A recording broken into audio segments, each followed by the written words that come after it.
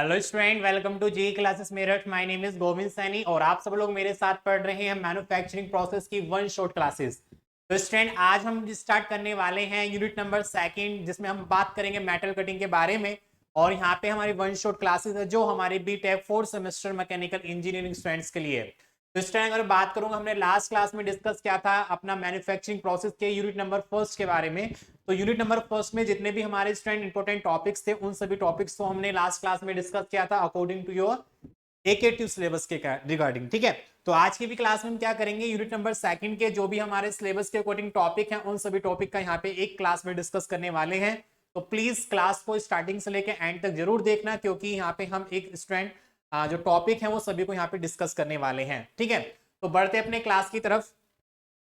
पहले हम बात करेंगे मेटल कटिंग। ठीक है, देखो कल हमने बात किया था कास्टिंग के बारे में, मॉडलिंग के बारे में, कि कास्टिंग क्या होती है, मॉडलिंग क्या होती है। ठीक है, जिसमें हमने ये देखा था कि अपने मेटल को हम अपनी फर्नेस में क्या कराते हैं, मेल्ट कराते हैं। और मेल्टिंग के बाद उसको एक मोल्ड कैविटी के अंदर डाला जाता है, जिसके according after the solidification then we can get of the casting. जो हमको एक प्रोडक्ट तैयार होकर मिल पाता है उसी को हम क्या कहते हैं, कास्टिंग बोला जाता है। ठीक है, तो कास्टिंग किस तरीके से की जाती है, कितने टाइप की मेथड्स होते हैं, कि क्या क्या पैटर्न्स होते हैं। ठीक है, उन सभी के बारे में मैं कल की क्लास में डिस्कस किया था। ठीक है, आज हम बात करेंगे उस बने हुए कास्टिंग को किस तरीके से अपने रिगार्डिंग ऑफ द नीड, मतलब नीड के अकॉर्डिंग उसका शेप अगर हमको प्रदान करना होता है, या फिर कह सकते हैं रिक्वायर्ड ऑफ द शेप अगर हमको यहाँ पर जानना होता है, तो उसके अकॉर्डिंग यहाँ पे क्या करेंगे, मशीनिंग ऑपरेशन यहाँ पर की जाती है।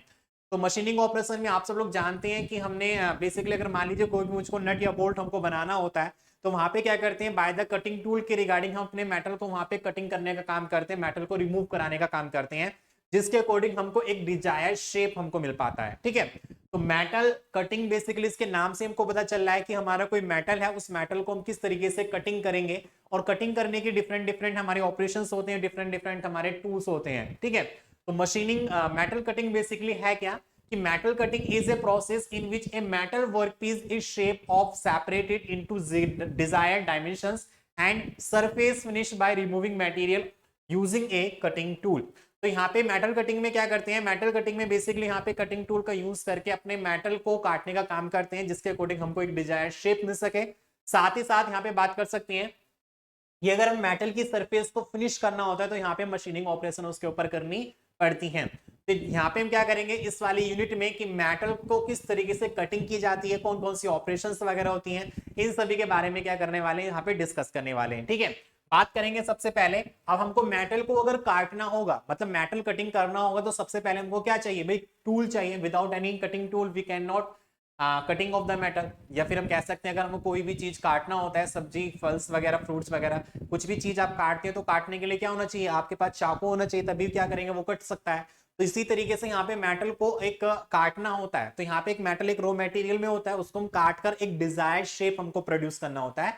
वही हमारा क्या कहलाता है स्टूडेंट, यहाँ पर मेटल कटिंग प्रोसेस हमको यहाँ पर बात करते हैं। तो सबसे पहले बात करेंगे यहाँ पे कटिंग टूल के बारे में। तो कटिंग टूल क्या होता है, एक हमारा कटिंग टूल एक मटेरियल है, या फिर कह सकते हैं cutting tool is a material which cutting the material which cutting the metals. ठीक है, तो यहाँ पे कटिंग टूल जो होते हैं बेसिकली हमारे दो टाइप्स के होते हैं, एक हमारा सिंगल पॉइंट कटिंग टूल होता है, एक हमारा मल्टी पॉइंट कटिंग टूल होता है, जैसे कि मैंने आपको क्लास में डिस्कस करके बता रखा है। ठीक है, तो यहाँ पे सबसे पहले बात करेंगे सिंगल पॉइंट कटिंग टूल के बारे में। तो सिंगल पॉइंट कटिंग टूल वह कटिंग टूल होता है, या single point cutting tool are those cutting tool which have the only one tip, which has the only one tip for cutting the material.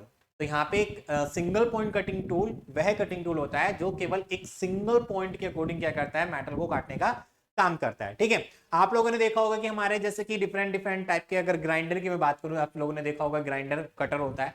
तो cutter क्या करता है, वो rotating करता है, उसमें छोटे छोटे छोटे छोटे हमारे तीत बने होते हैं, वो सभी तीत क्या करते हैं, मेटल को रिमूव कराने का काम करते हैं। लेकिन अगर मैं बात करूंगा, कोई हमने टूल को लिया और उसका एक चोंच मैंने मेटल से स्ट्राइक कराया, उसके अकॉर्डिंग वो केवल एक सिंगल पॉइंट ही क्या कर रहा है, हमारे मेटल को काटने का काम कर रहा है, मेटल को रिमूव कराने का काम कर रहा है, मेटल को कटिंग करने का काम कर रहा है।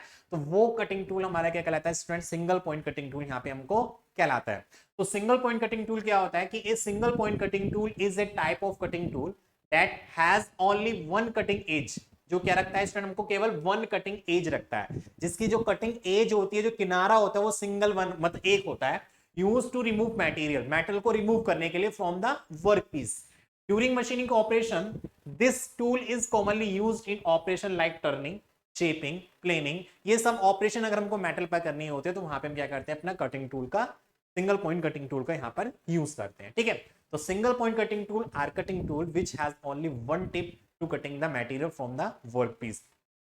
ठीक है, तो यहाँ पे देख लेते हैं हमारा जो सिंगल पॉइंट कटिंग टूल होता है उसका एक नोमेनक्लेचर हमारे यहाँ पे डायग्राम में आपको दिखा पा रहा हूँ किस तरीके से हमारा सिंगल पॉइंट कटिंग टूल होता है जिसका हम यूज करते हैं अपने मेटल को रिमूव कराने में। ठीक है, तो जैसे कि आप लोग यहाँ पर देख पा रहे हैं हमारा कोई भी एक सिंगल मतलब यहाँ पे हमारा कटर मतलब एक तरीके से सिंगल पॉइंट कटिंग टूल है। ठीक है, जिसका पीछे के आप यहाँ पर देख पा रहे हैं हमारा क्या स्टूडेंट, शैंक है। दिस इज द शैंक, ये क्या हमारा शैंक है। ठीक है, these are the different type of the part of the cutting tool. This is the shank, this is the face and this type of ये वाला जो हमारा एज होता है ये हमारा क्या होता है, हमारा कटिंग एज एंगल होता है, मतलब कटिंग एज होता है जहां से क्या करते हैं मेटल को रिमूव कराने का काम करते हैं। और ये वाला जो पार्ट्स होता है बेसिकली हमारा क्या होता है, नोज रेडियस हमारा होता है जो क्या करता है यहाँ से मेटल को रिमूव कराने का काम करता है। तो this is the single point, ये हमारा जो पॉइंट होता है केवल इसी पॉइंट के अकॉर्डिंग क्या करते हैं मेटल को रिमूव कराने का काम करते हैं। ये सिंगल पॉइंट हम क्या करते हैं मेटल के सरफेस से कॉन्टेक्ट में लेकर आते हैं जिसके अकॉर्डिंग मेटल वहां पे क्या करता है वो रिमूव करने का काम करता है। ठीक है, तो जैसे कि मान सकते हैं मेरा ये पेंसिल है या पेन है जिसका एक हमारा टिप होता है, इस टिप को मैं क्या करूंगा अपने मेटल की सरफेस पर जहां से भी हमको उसको रिमूव कराना होगा वहां पे टच कराएंगे, एक अपना फोर्स को अप्लाइड कराते हैं जिसके अकॉर्डिंग मेटल क्या करता है वहां पे रिमूव कराने का काम करता है। कौन, हमारा सिंगल पॉइंट कटिंग टूल। ठीक है, तो these are the different type of the part of the single point cutting tool. First is the shank, जैसे कि आप लोग यहाँ पर देख पा रहे हैं ये हमारा क्या शैंक है। शैंक एक तरीके का हमारा कटिंग टूल का पार्ट्स होता है जिसको हम स्टूडेंट होल्डिंग डिवाइस में होल्ड करने के लिए यहाँ पे इसका यूज किया जाता है कि हमारा जो होल्डर होता है जिसमें हम क्या करते हैं अपने कटिंग टूल को एडजस्ट कराने का काम करते हैं, तो उस होल्डिंग डिवाइस में अपने शैंक को वहां पे एडजस्ट किया जाता है और हमारा जो कटिंग पार्ट्स होता है जिसको हम यहाँ पर क्या बोलेंगे, फ्लैंक बोलेंगे, तो फ्लैंक ही क्या करता है वहां पे मेटल को रिमूव कराने का काम करता है। अब यहाँ पे जो फ्लैंक है बेसिकली इसके डिफरेंट डिफरेंट टाइप के हमारे यहाँ पर पार्ट्स हैं, डिफरेंट टाइप के एंगल पे हमारा बना हुआ रहता है। जैसे कि आप लोग यहाँ पर देख पा रहे होंगे यहाँ पे इसका ये फेस है। ठीक है, साइड में अगर मैं बात करूंगा इसको नोज रेडियस यहाँ पे बोला जाता है, this is the nose radius, ये क्या होता है हमारा नोज रेडियस होता है। अब यहाँ पे क्या होता है स्टूडेंट, ये इधर की तरफ एक यहाँ पर एंगल बनता है, दिस इज द एंगल। ठीक है, यहाँ पे एक हमारा क्या बनता है, एंगल बनता है, जैसे कि इसको बात करेंगे साइड कटिंग एज एंगल। ठीक है, तो ये वाला जो एंगल बनता है यहाँ पर इसको क्या बोलते हैं, साइड कटिंग एज एंगल बोलते हैं। अब यहाँ पे क्या होता है ये इस तरीके से फेस है लेकिन थोड़ा सा ये अंदर की तरफ झुका हुआ रहता है जिसके अकॉर्डिंग यहाँ पे एक हमको एंगल मिलता है जिसको साइड रिलाइफ एंगल के नाम से यहाँ पर जानते हैं। ठीक है, अब दूसरा क्या होता है अगर मैं इधर की तरफ बात करेंगे जैसे कि आप लोग यहाँ पर देख पा रहे हैं इसके और इसके बीच में एक हमको एंगल प्रोड्यूस हो रहा है जिसको यहाँ पे साइड रेक एंगल के नाम से यहाँ पर जाना जाता है। किसके नाम से, साइड रेक एंगल के नाम से इसको जानते हैं। ठीक है, उसी के साथ हमारा एक एंगल ये पीछे की तरफ जा रहा है इस तरीके से, ये इस तरीके से पीछे की तरफ पेज जा रहा है और यहाँ पे एक हमको एंगल बनता है जिसको हम क्या बोलते हैं, एंड कटिंग एज एंगल। क्या बोलते हैं, एंड कटिंग एज एंगल। तो हमारा ये वाला क्या होता है, साइड, ये हमारा एंड होता है, ये वाला साइड होता है, ये हमारा एंग होता है, ये हमारा बैक वाला होता है। ठीक है, तो इसी तरीके से हमारे यहाँ पर सिंगल पॉइंट कटिंग टूल के डिफरेंट डिफरेंट टाइप हमारे यहाँ पर क्या होते हैं, पार्ट्स होते हैं, जैसे कि आप लोग यहाँ पर देख पा रहे हैं। तो सिंगल पॉइंट कटिंग टूल में डिफरेंट डिफरेंट टाइप की हमारी टूल ज्योमेट्री होती है। First is shank. ठीक है, शैंक होता है, फ्लैंक होता है, फेस होता है, हील होता है, नोज होता है, नोज रेडियस, कटिंग एज हमारे यहाँ पर होता है। अगर मैं बात करूंगा यहाँ पे स्टूडेंट एंगल की, तो एंगल में हमारा साइड कटिंग एज एंगल होता है, and cutting edge angle, side relief angle, and relief angle, साथ ही साथ बात कर सकते हैं बैक रेक एंगल और हमारा साइड रेक एंगल हमारे यहाँ पर होते हैं। तो किस तरीके से हमारे एंगल बनाए जाते हैं, किस तरीके से इसका ज्योमेट्रिक डायग्राम हमारा बनाया जाता है वो मैंने क्लास में आपको अच्छे तरीके से बता रखा है। ठीक है, तो बेसिकली यहाँ पे क्या कर रहे हैं, केवल अपना यूनिट नंबर सेकंड के एक तरीके से रिवीजन यहाँ पर कर रहे हैं। तो मैं चाहता हूं कि सेकंड यूनिट नंबर सेकंड के जो भी हमारे टॉपिक्स हैं अकॉर्डिंग टू योर सिलेबस वो सभी टॉपिक्स को मैं यहाँ पे डिस्क्राइब कर दूं जिसके अकॉर्डिंग आपको एक तरीके से ओवरव्यू आपको मिल जाएगा। ठीक है, तो इस तरीके से क्या कर सकते हैं, अपना सिंगल पॉइंट कटिंग टूल का नोमेनक्लेचर बनाकर इसके जितने भी एंगल हैं, जितने भी इसके पार्ट्स हैं वो आपको यहाँ पर लिखने हैं। ठीक है, these are the single point cutting tool. उसके बाद बात करेंगे जैसे कि आप लोग यहाँ पर देख पा रहे हैं हमारा 3D डायग्राम जैसे मैंने आपको बताया था। इसके साथ साथ अगर मैं इसका यहाँ पर इसके व्यूज की बात करूंगा तो व्यूज भी हमारे यहाँ पर 3 टाइप्स के व्यूज होंगे जैसे कि आप लोग यहाँ पर देख पा रहे हैं। अगर मैं बात करूंगा स्टूडेंट यहाँ पर ये फ्रंट एंगल है, this is the top angle, this is the side angle. तो जिस तरीके से आप यहाँ पे बात कर रहे हैं तो यहाँ पे हमारा आप लोग देख पा रहे हैं कि हमारा जो कटिंग एज है एक हमारा इस तरीके से जा रहा है और ये हमारा इस तरीके से। तो कहने का मतलब क्या है, यहाँ के बीच में एक तरीके से हमारा एंगल प्रोड्यूस हो रहा है और ये जो एंगल होता है उसको बैक रेक एंगल यहाँ पर बोला जाता है। क्या बोला जाता है, बैक रेक एंगल यहाँ पर बोलते हैं। ठीक है, अब यहाँ पे देखो ये थोड़ा सा इस तरीके से हमारा झुका हुआ है, ये देखो इस तरीके से हमारा टूल बना हुआ। कहने का मतलब क्या है, अगर मान लीजिए मेरा इस तरीके से कोई भी मेरा टूल है, अब मैंने टूल को क्या किया, इसको इधर और इसको इधर, और इस तरीके से मैंने यहाँ पे क्या करा, टूल का कंस्ट्रक्शन किया है। तो एक एंगल तो मेरे यहाँ पे बन जाएगा, एक एंगल मेरे यहाँ बन जाएगा। तो ये वाला जो हमारा एंगल होता है उसको हम क्या बोलते हैं यहाँ पे स्टूडेंट, एंड क्लियरेंस एंगल, या फिर हम उसको यहाँ पर बोलते हैं, ये वाला जो एंगल होता है उसको एंड रिलाइफ एंगल के नाम से यहाँ पर जानते हैं। और ये वाला जो एंगल होता है उसको बैक रेक एंगल के नाम से यहाँ पर जानते हैं। ठीक है, तो बैक रेक एंगल और हमारा एंड रिलाइफ एंगल, या फिर इसको यहाँ पे बोल सकते हैं, ठीक है, एंड रिलाइफ एंगल के नाम से इसमें यहाँ पर जाना सकता है। ठीक है, अगर मैं बात करूंगा इसके टॉप व्यू से देखेंगे तो टॉप व्यू में हमको ये शैंक दिख रहा है आपको, ये हमारे यहाँ पे नोड रेडियस दिख रहा है जो हमारे यहाँ पे मेटल को रिमूव कराने का काम करता है। ठीक है, और यहाँ पे ये वाली जो एज होती है हमारी कटिंग एज होती है जो क्या करती है, मेटल को रिमूव कराने का काम करती है। ठीक है, इस तरीके से यहाँ पे क्या कर सकते हैं, सिंगल पॉइंट कटिंग टूल का नोमेनक्लेचर को डिस्कस कर सकते हैं। साथ ही साथ बात करेंगे मल्टी पॉइंट कटिंग टूल। तो multi point cutting tool are those cutting tool which has the multi point to remove the material. ठीक है, जिसके अकॉर्डिंग हमारे जो टूल होता है, जो हमारे मोर देन टू, अगर यहाँ पे बात कर सकते हैं मोर देन टू या different type of the cutting teeth available on the cutter, that is called the multi point cutting tool. तो multi point cutting tool are those cutting tool which cut the which remove the material has the different number of teeth, cutting teeth. ठीक है, तो जैसे कि आप लोग यहाँ पर देख पा रहे हैं कि हमारा कोई कटिंग टूल है तो 1 2 3 4 5 6, तो different type of the teeth यहाँ पे स्टूडेंट हमारे अरेंजमेंट है, और ये सभी टीथ क्या करते हैं, मेटल को रिमूव कराने का काम करते हैं। ठीक है, तो ये हमारे क्या होता है, मल्टी पॉइंट कटिंग टूल होता है। Basically multi point cutting tool का उपयोग हम मिलिंग मशीन में किया जाता है। ठीक है, जैसे आपका ड्रिलिंग होता है, बोरिंग होता है, तो वहां पे जो मेटल को रिमूव किया जाता है वहां पे हम क्या करते हैं, अपना मल्टी पॉइंट कटिंग टूल का यूज करते हैं। ठीक है, उसके बाद बात करेंगे यहाँ पे स्टूडेंट चिप फॉर्मेशन के बारे में। अभी हमने क्या डिस्कस किया कि सिंगल पॉइंट कटिंग टूल क्या होता है या मल्टी पॉइंट कटिंग टूल हमारा क्या होता है। अब उसके बाद हम जब कोई भी मेटल को या फिर कटिंग टूल को हम यूज करते हैं मेटल को रिमूव कराने के लिए, तो मेटल जब रिमूव होता है तो वो हमारे एक चिप के फॉर्म में होता है। आप लोगों ने देखा होगा लकड़ी को हम काटते हैं तो वहां पे एक चिप बरूदा निकलता है, या फिर मेटल को काटते हैं तो मेटल एक पाउडर फॉर्म में हमको निकल पाता है। ठीक है, या फिर हम यहाँ पे बात करेंगे जब टर्निंग या मिलिंग की ऑपरेशन की जाती है तो वहां पे मेटल हमारे चिप के फॉर्म में हमको देखने को मिल पाता है। तो ये चिप फॉर्मेशन क्या होता है, तो किस तरीके से हमारी जो चिप होती है वो किस तरीके से प्रोड्यूस होती हैं, उन सभी के बारे में क्या करेंगे, यहाँ पर डिस्कस करेंगे। तो अब हम यहाँ पे बात करने वाले हैं चिप फॉर्मेशन के बारे में। जैसे कि आप लोग यहाँ पर देख पा रहे हैं चिप फॉर्मेशन क्या होता है स्टूडेंट, यहाँ पर जैसे कि यहाँ पे आपका कोई टूल है, ये हमारा क्या टूल है, ये हमारा वर्क पीस है। ठीक है, ये क्या हमारा वर्क पीस है, ये वर्क पीस है, ये टूल। अब ये टूल क्या कर रहा है, हमारे वर्क पीस के सरफेस के कारण यहाँ पे शियरिंग फोर्स अप्लाई करेगा, और ये शियरिंग फोर्स अप्लाई करने से हमारे जो वर्कपीस का लेयर होती है वो लेयर बाय लेयर क्या करेगा, मेटल को रिमूव कराने का काम करेगा। और यहां से जब लेयर हमारी हटती है, जो आप लोग ये देख पा रहे हैं, ये हमारा क्या है स्टूडेंट, हमारा चिप है।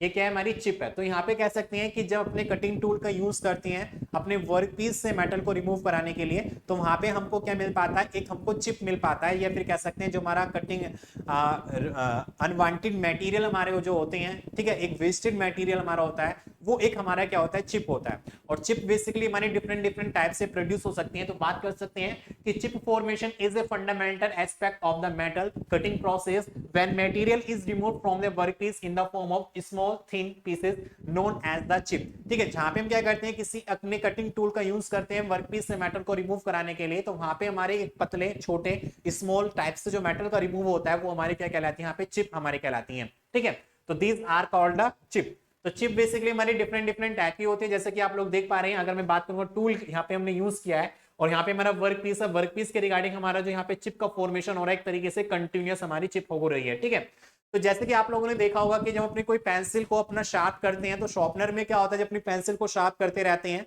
तो वहां पे क्या होता है, हमारा एक तरीके से पेंसिल का जो छिकला होता है वो एक तरीके से फूल की तरह गोल गोल बन जाता है, और बीच में से वो ब्रेक नहीं कर पाता है। तो वो एक टाइप की जो चिप हमको मिल पा रही है उसको कंटिन्यूअस चिप के नाम से यहाँ पर जान सकते हैं। तो कंटिन्यूअस चिप हमारी कौन सी होती है, कंटिन्यूअस चिप आर दो chip which has the continuous cutting of the material and do not break off the chip. ठीक है, जहां पे हमारी जो चिप होती है ब्रेक नहीं करते, without any breaking of the chip it will be produced, that is called the continuous chip. ठीक है, बात करेंगे लैमिनार। लैमिनार में हमारा क्या हो सकता है कि एक तरीके से हमारी जो चिप होती है वो एक लैमिनार कंडीशन में हमारी प्रोड्यूसिंग होती है। इसी के साथ हमारी सिगमेंटल होती है। सिगमेंटल में जो चिप होती है बेसिकली यहाँ पर बात कर सकते हैं, हमारा सिगमेंटल बेसिकली डिफरेंट टाइप के हमारे चिप होते हैं, जिसको बुल्ट अप एजेस के नाम से यहाँ पर जाना जा सकता है।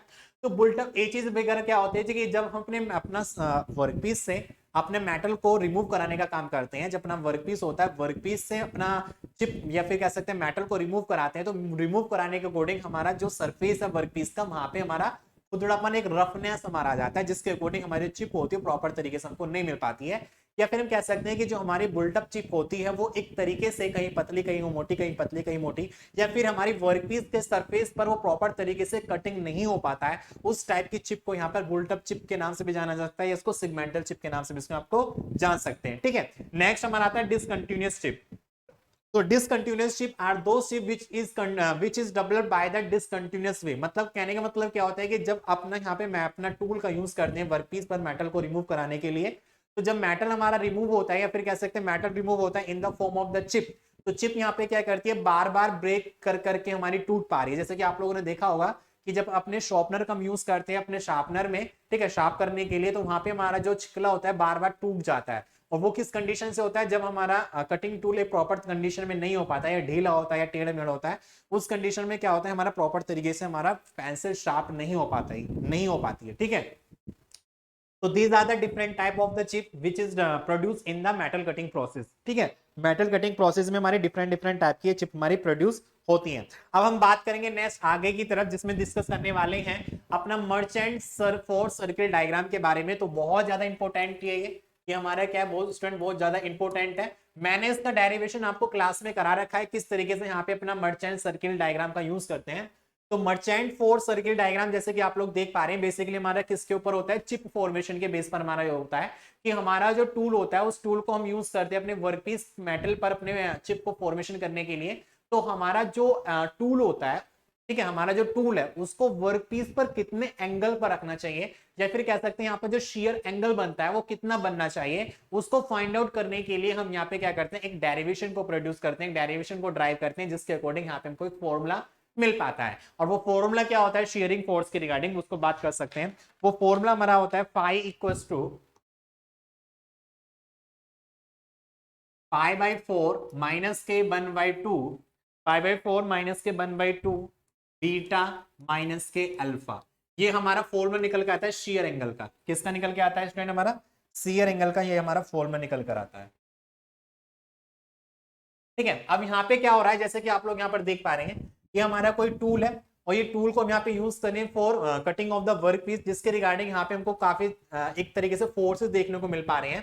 ठीक है, जैसे कि एफ एस आपको लोग देख पा रहे हैं, यहाँ पे हमारा एफ एस फोर्स है, यहाँ पे एफ टी फोर्स है, यहाँ पे एफ आर फोर्स है। ठीक है, यहाँ पे हमारा रिएक्शन फोर्स दिख रहा है, ये हमारा नॉर्मल फोर्स है, हमारा फ्रिक्शन फोर्स है, शियर फोर्स है। ठीक है, डिफरेंट डिफरेंट टाइप के फोर्सेस आप लोग यहाँ पर देख पा रहे हैं। तो इसके अकॉर्डिंग अगर मैं बात करूंगा यहाँ पर F see this is the cutting force, तो यहाँ पे लिख देता हूं मैं वेयर एफ सी की बात करेंगे तो हमारा कटिंग फोर्स होगा, कटिंग फोर्स। ठीक है, साथ ही साथ एफ टी की बात करेंगे तो हमारा थ्रस्ट फोर्स होगा।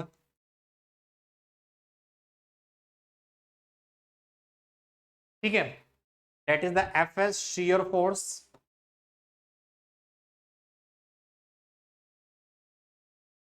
That N S normal force,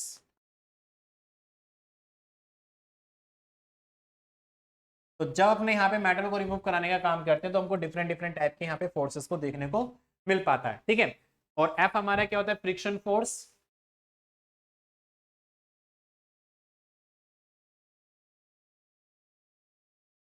और जिसकी बात करेंगे phi that is the shear angle, beta is the friction angle,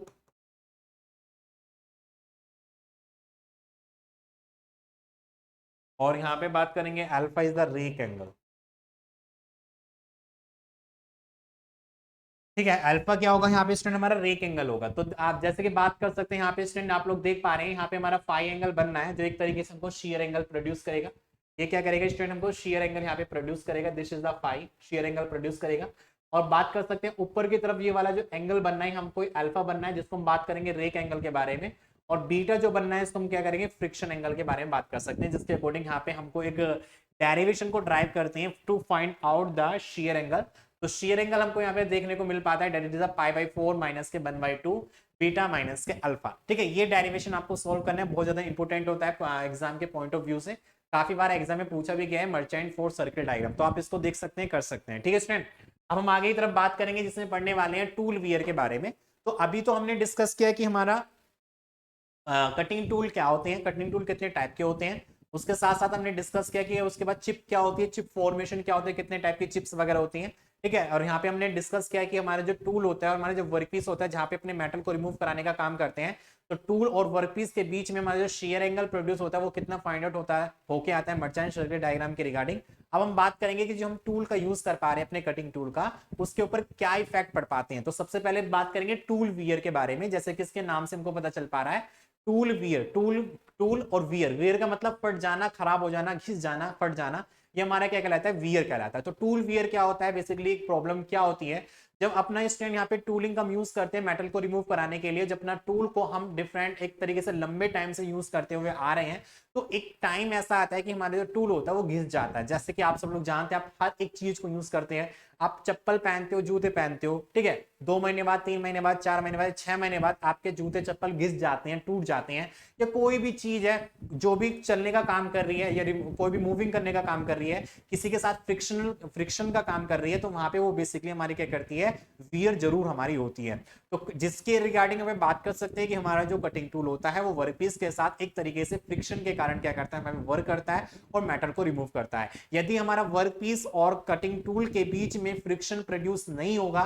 तो वहां पे मेटल हमारा रिमूव नहीं हो पाएगा। तो without any friction we can not cutting of the material from the workpiece. So it is exist of the frictional force on the workpiece and tool, between workpiece and tool. So tool wear refers to the loss of material. Tool wear जो होता है वो basically हमको define कर सकता है, refers करता है, दैट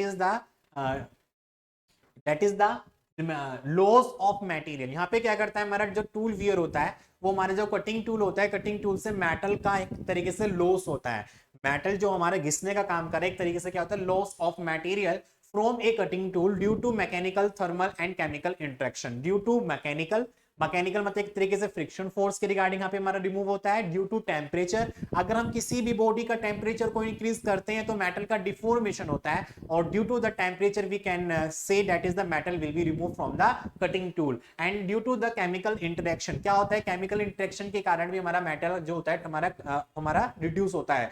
अगर मैं बात करूंगा स्टूडेंट यहाँ पे, जैसे कि मान लीजिए कोई भी हमारा कास्ट आयरन है या फिर कोई हमारा मेटल है, एल्युमिनियम वगैरह, ब्रॉन्ज वगैरह है, अगर मैं उसको खुले वातावरण में रखता हूं या फिर कह सकते हैं उसके ऊपर हमारा मॉइस्चर्स कंटेन एयर वगैरह हमारा आ रहे हैं, तो कोरोजन के कारण हमारा ऑलरेडी वो क्या कर जाता है, डिफेक्ट कर जाता है। उसी तरीके से हमारा जो मेटल होता है, जो कटिंग टूल होता है, जब वो किसी दूसरे मेटल के बीच के कॉन्टेक्ट सरफेस में आता है या फिर वहां पे कह सकते हैं कोई हमारी मैकेनिकल रिएक्शन हम दोनों को वहां पर देखने को मिल पाती है, तो due to the mechanical reaction, sorry chemical reaction, that it will be can be reduce, या फिर कह सकते हैं loss of the metal from the cutting tool material, ठीक है। तो with the workpiece during the machining process, तो आज जैसे कि आप लोग यहाँ पर देख पा रहे हैं टूल वियर के रिगार्डिंग, यहाँ पे क्या होता है, loss of the metal from the tool, ठीक है। और यहाँ पे हमारा जो टूल वियर होता है वो हमारे डिफरेंट टाइप से हमारा होता है, ठीक है। जैसे कि क्रेटर वियर होता है, जैसे बात कर सकते हैं यहाँ पे type of tool wear,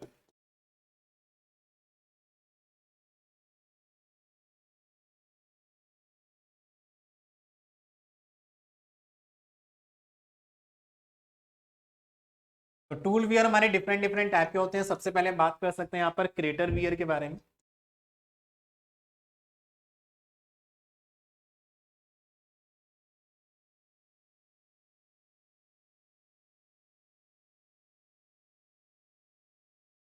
crater wear और flank wear,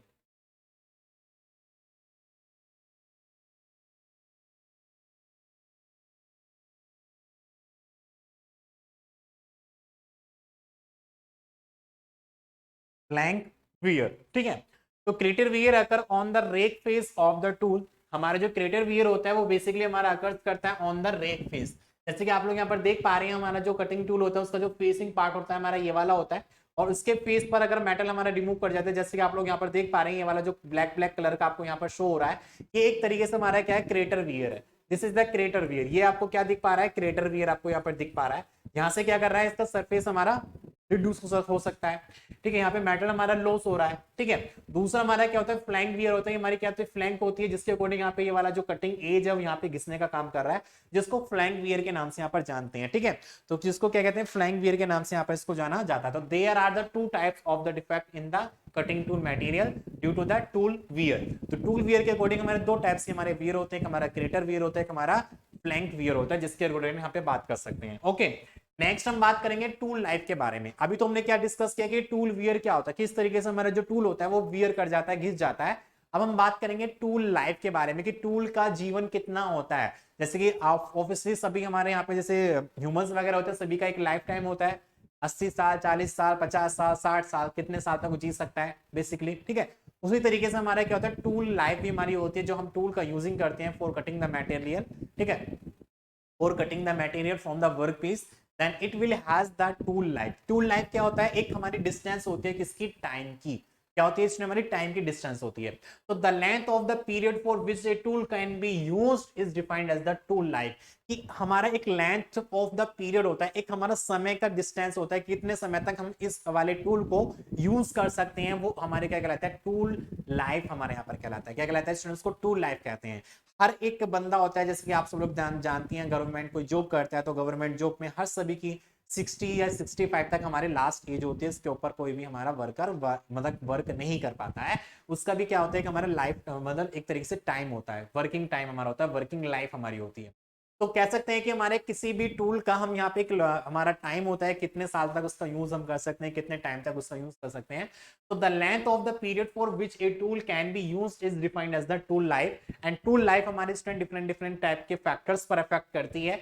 first is the cutting condition, ठीक है, हमारे जो कटिंग टूल की जो लाइफ होती है वो डिफरेंट डिफरेंट फैक्टर पर अफेक्ट करती है। जैसे बात कर सकते हो, कोई भी ह्यूमन है, ह्यूमन की भी लाइफ जो होती है वो हमारे डिफरेंट डिफरेंट फैक्टर पर अफेक्ट करती है, कि ह्यूमन की हाइट अच्छी होनी चाहिए, स्टैंड हेल्थ अच्छा होना चाहिए, कोई बीमारी नहीं होनी चाहिए, तो उसके अकॉर्डिंग उसकी लाइफ इंक्रीमेंट कर जाती है। कोई बच्चा है किसी का, या फिर कोई भी कह सकते हैं कोई माइंड सेटअप है, या फिर कह सकते हैं कोई किसी तरीके से डिफेक्ट हो सकता है, उसी तरीके से मेटल भी हमारे क्या होने चाहिए यहाँ पे स्टूडेंट, उसके काफी ज्यादा फैक्टर हमारे इफेक्ट करते हैं कटिंग टूल के ऊपर। सबसे पहले बात करेंगे कटिंग कंडीशन की रिगार्डिंग। कटिंग कंडीशन क्या होता है, तो जैसे कि आप लोग यहाँ पर देख पा रहे हैं कटिंग कंडीशन, तो कटिंग कंडीशन का मतलब होता है कि हमारा जो टूल, हम कटिंग टूल का यूज कर रहे हैं टू कटिंग द मेटल, मतलब वर्क पीस को कटिंग करने के लिए, तो वहां पे अपनी जो कटिंग ऑपरेशंस हैं या फिर काटने का जो तरीका है, मेथड है, वो किस तरीके से उसको काटा जा रहा है, तो उस पर भी हमारा क्या करता है, कटिंग टूल हमारा डिपेंड करता है। अब यहाँ पे बात कर सकते हैं कि जब अपना वर्क पीस में, या फिर कह सकते हैं कोई हमारा मेटल है,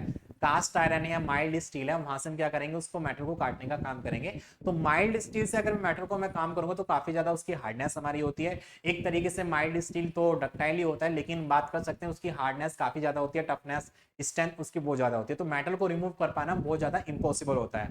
तो वहां पे हम क्या करते हैं, मेटल को रिमूव करने के लिए हम छोटा छोटा, मतलब अगर मान लीजिए उस मेटल से हमको 5 mm का और मेटल को रिमूव करना होता है, तो 5 mm मेटल को रिमूव करने के लिए हम क्या करते हैं, 0.5 mm का पहले क्या करेंगे, उसको सरफेस को यहाँ पे कट करेंगे, फिर 0.5 का, फिर 0.5 का, फिर 0.5 का, मतलब स्टेप बाय स्टेप या लेयर टू लेयर क्या करेंगे, यहाँ पे मेटल को रिमूव कराने का काम करते हैं, जिसके अकॉर्डिंग हमारा मेटल या फिर कह सकते हैं हमारी जो कटिंग टूल होता है उसकी लाइफ हमारी इंक्रीमेंट कर सकती है।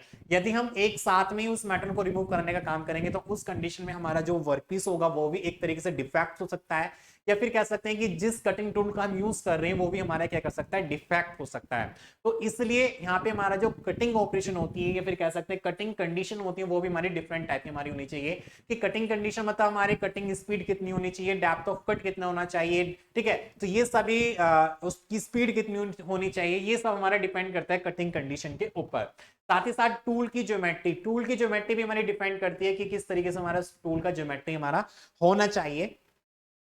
तो टूल ज्योमेट्री यहाँ पे डिफाइन करती है कि increasing the rake angle decrease the cutting force and heat produce at the tool tip, thereby increasing tool life. तो यहाँ पे हमारा जो कटिंग टूल है उसका कितना रेक एंगल है, कितना रिलाइफ एंगल है, कितना साइड एंगल है, ये सब यहाँ पे वेरी करता है, जिसके अकॉर्डिंग हमारा टूल की लाइफ यहाँ पर इंपैक्ट डालती है। वर्क मटेरियल का मतलब क्या है कि जो हमारा काटने वाला हमारा वर्क पीस है, फिर कह सकते हैं जो वर्क पीस है वो किस मेटल का हमारा होना चाहिए, उसके ऊपर भी हमारी क्या करती है, टूल की लाइफ हमारी डिपेंड करती है। या फिर मैं कह सकता हूँ, मान लीजिए मेरे पास कोई हाई स्पीड स्टील है, वर्क पीस है, उसको अगर मुझे काटना होगा क्योंकि उसकी हार्डनेस बहुत ज्यादा हाई होती है, और यहाँ पे हम क्या करते हैं, कोई भी टूल को काटने के लिए, मतलब कह सकते हैं वर्क पीस को, मेटल को रिमूव करने के लिए जो कटिंग टूल होता है वो बेसिकली यहाँ पे हाई स्पीड स्टील का ही टूल का यूज कर पाते हैं। तो डिफरेंट टाइप के हमारे क्या होते हैं, हमारे मेटल होते हैं जिसके अकॉर्डिंग अपना कटिंग टूल को बनाए जाते हैं।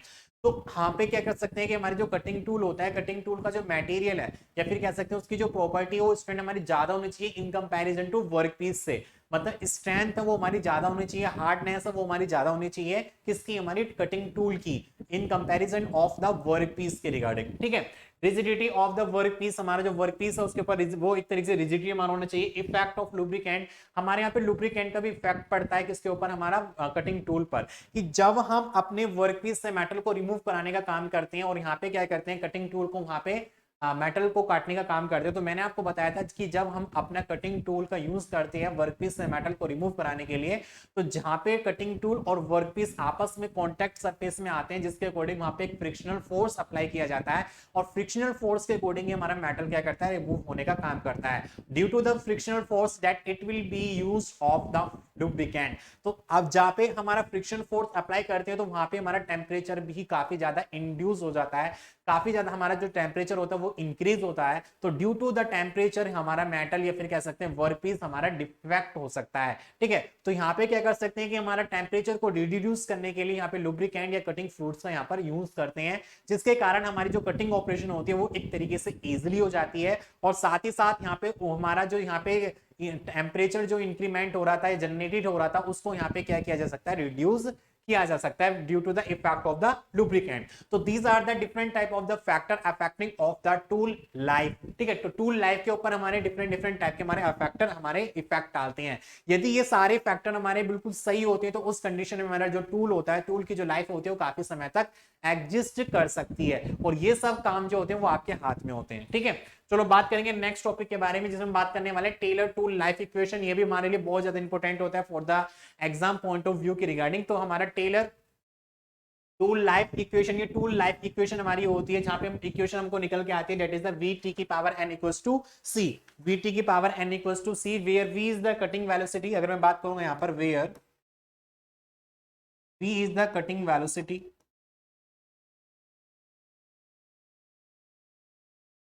एंड t, अगर मैं बात करूंगा t का, तो t is the tool life.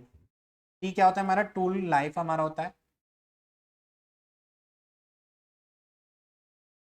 That is the minute में होता है ये, और वेलोसिटी जो होती है बेसिकली मीटर पर मिनट में होती है, किसमें होती है, मीटर पर मिनट में। ये भी आपको यह ध्यान रखना है।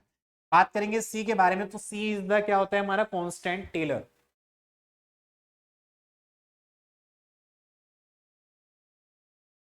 ये क्या होता है, हमारा टेलर कांस्टेंट होता है। और यहाँ पे बात करेंगे एन के बारे में, तो एन बेसिकली यहाँ पे हमको रिप्रेजेंट करता है Taylor exponent depending mainly on cutting tool material. Tailors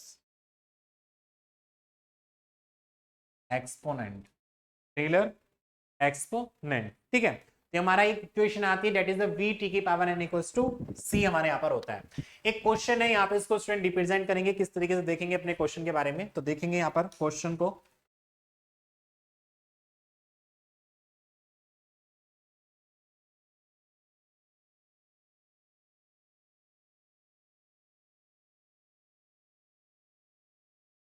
question में कह रहा है कि NHSS स्टूल, मतलब यहाँ पे high speed stool, high speed steel tool, यहाँ पे हमारा कोई मेटल है जिसका एक कह सकते हैं हमारा जो कटिंग टूल है वो किस मेटेरियल का बना हुआ है, हाई स्पीड स्टील का बना हुआ है, is used for turning operation, जिसको हम यूज करें अपने टर्निंग ऑपरेशन में।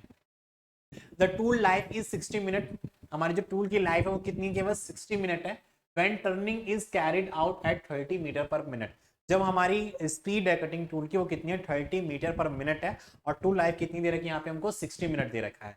The tool life will be reduce, अगर यहाँ पे हम क्या करते हैं, अपने टूल की लाइफ को रिड्यूस करते हैं टू 2 मिनट के लिए, केवल 2 मिनट के लिए, उस कंडीशन में हमारी कटिंग स्पीड जो होती है उसके डबल कर देते हैं।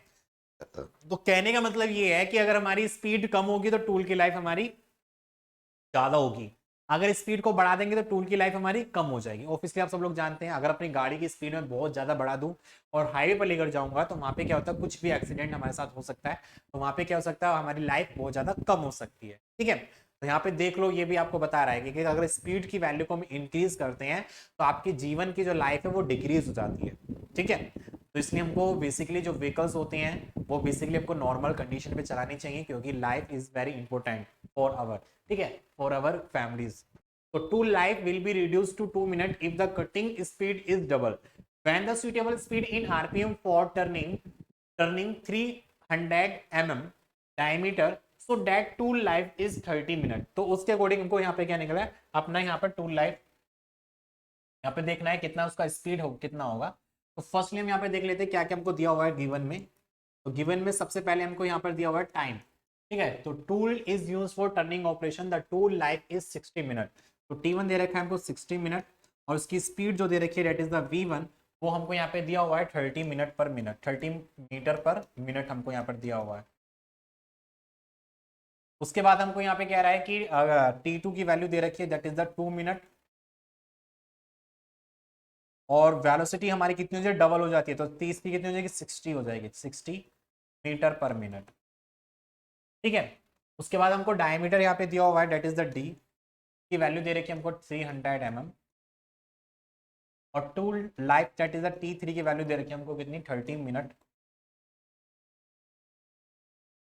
30 मिनट, और यहाँ पे हमको V3 की वैल्यू को फाइंड आउट करना।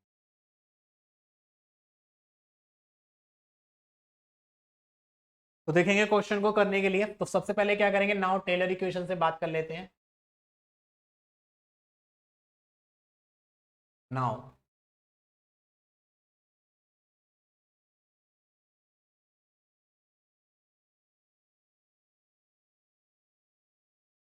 Now Taylor equation for tool life.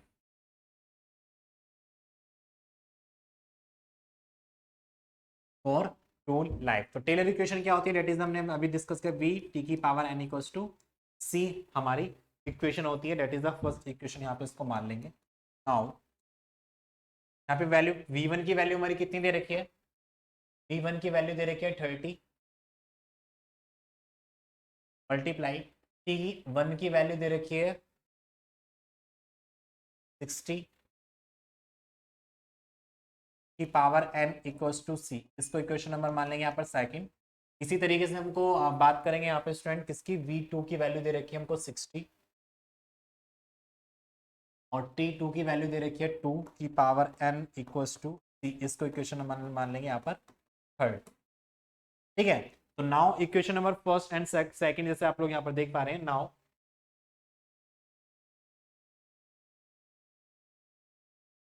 Equating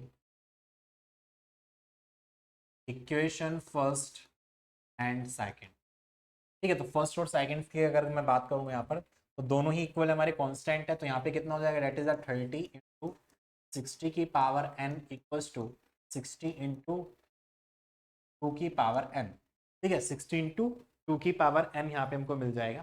तो यहाँ पे बात करेंगे 60/2 की पावर n हो जाएगा 60/30, ये कितना हो जाएगा, 2 3 अच्छा 30 की पावर n हो जाएगा, ये हो जाएगा हमारा 2 की पावर, इसको मैं लिख सकता हूँ कितना 1, तो यहाँ पे इसको लिख सकते हैं 2 की पावर 1 लिख सकते हैं।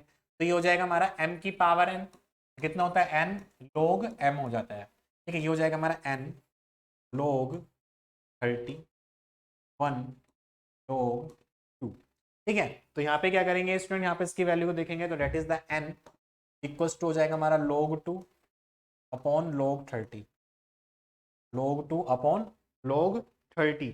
तो यहाँ पे क्या करेंगे, इसकी वैल्यू को फाइंड आउट करेंगे n की वैल्यू को, तो n की वैल्यू हमारी कितनी आएगी, यहाँ पर n बराबर देखेंगे, n बराबर हमारा कितना आएगा,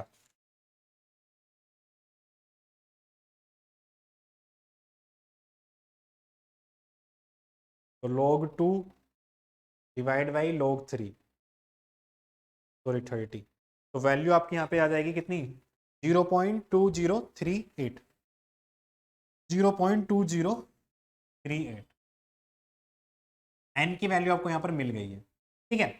c की वैल्यू को यहाँ पे पुटअप करेंगे, now putting the value of the n in equation number 2.038,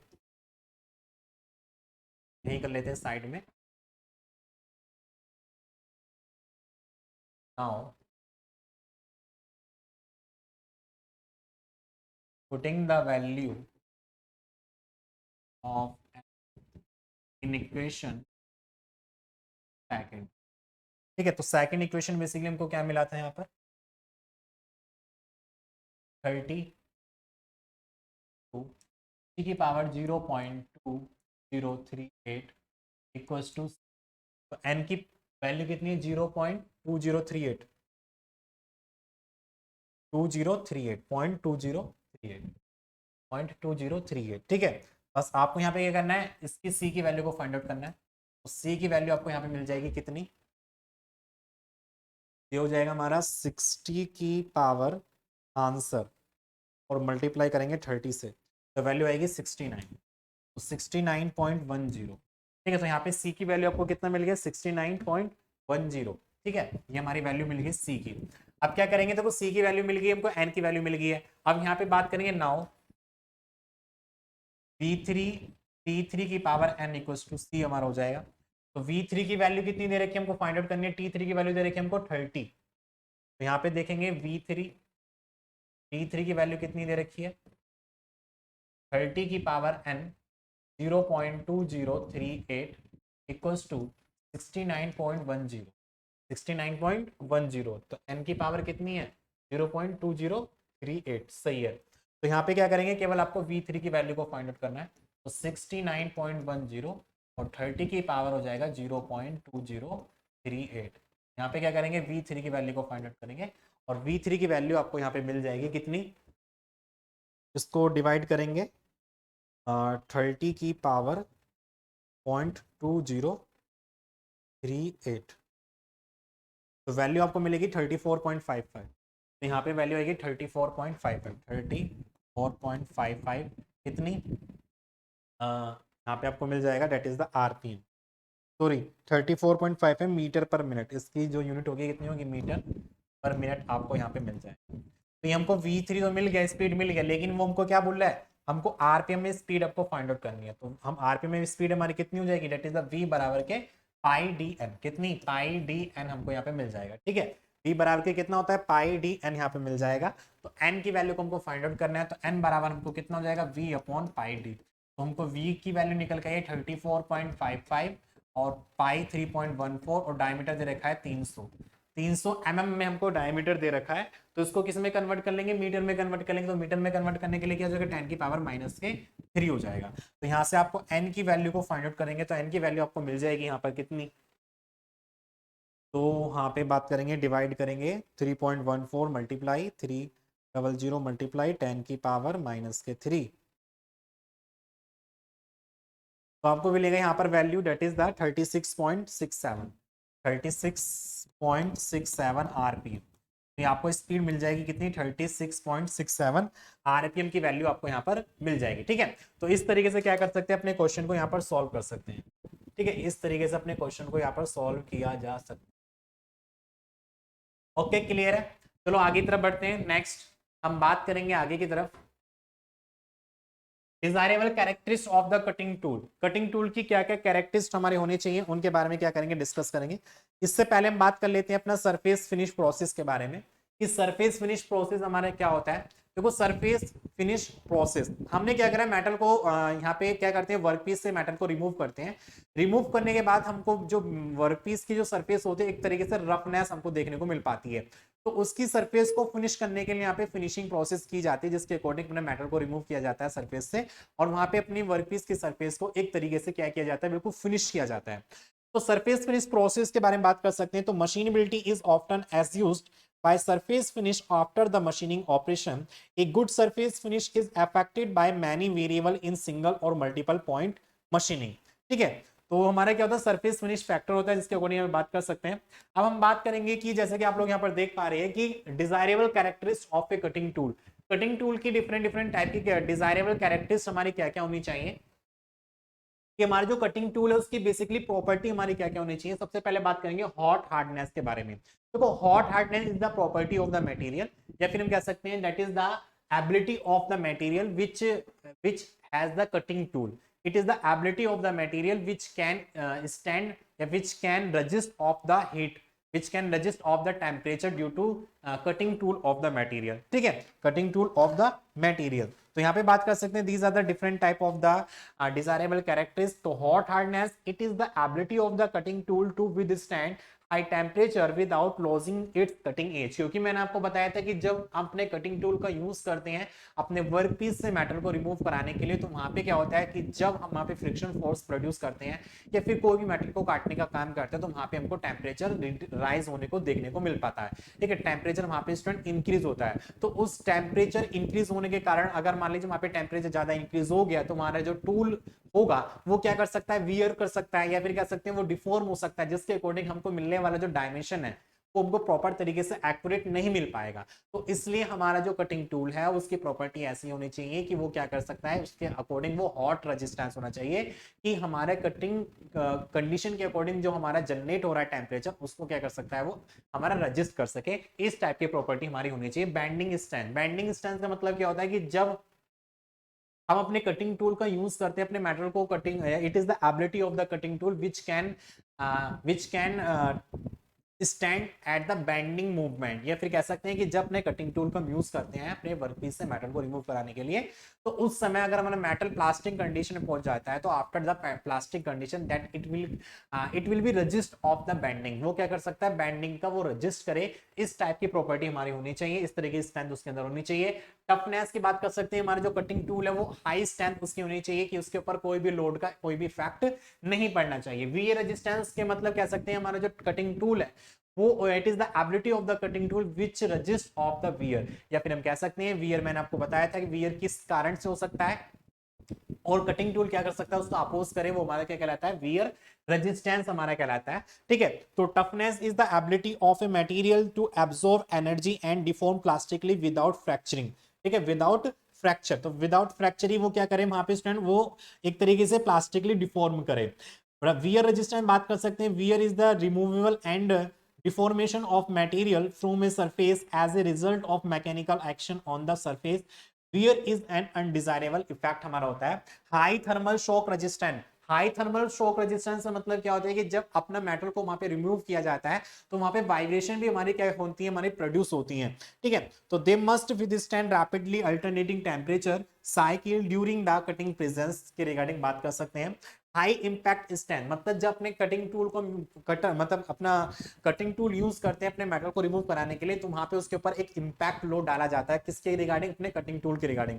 तो वो हमारा जो कटिंग टूल है वो इंपैक्ट लोड को सहने के लायक होना चाहिए, उसके अंदर इस तरीके की एबिलिटी होनी चाहिए कि वो इंपैक्ट लोड को क्या कर सकते हैं, स्टूडेंट एग्जिस्ट कर सके। ठीक है, केमिकल स्टेबिलिटी हमारे कटिंग टूल के अंदर होनी चाहिए, मतलब कटिंग टूल जिस मेटल का हमारा बना होता है वो हमारा क्या कर सकता है, केमिकल स्टेबिलिटी उसके अंदर होनी चाहिए, वो किसी भी हर एक डिफरेंट टाइप के मेटल से केमिकल रिएक्शन ना कर पाए। तो ये डिफरेंट टाइप के हमारे क्या होते हैं, डिजायरेबल कैरेक्टरिस्टिक्स होते हैं हमारे किसके, कटिंग टूल के। इतना हमने डिस्कस किया कटिंग टूल के बारे में। ठीक है, इतना हमारा क्या है स्टूडेंट, हमारा कटिंग टूल हमने यूज कर लिया। तो कटिंग टूल क्या होता है, कितने प्रकार के होते हैं, चिप क्या होता है, चिप फॉर्मेशन क्या होता है, इसके डिजायरेबल प्रॉपर्टीज हमारी क्या होती हैं, चिप फॉर्मेशन क्या होता है, इन सभी के बारे में क्या कर लिया, अब यहाँ पे डिस्कस कर लिया।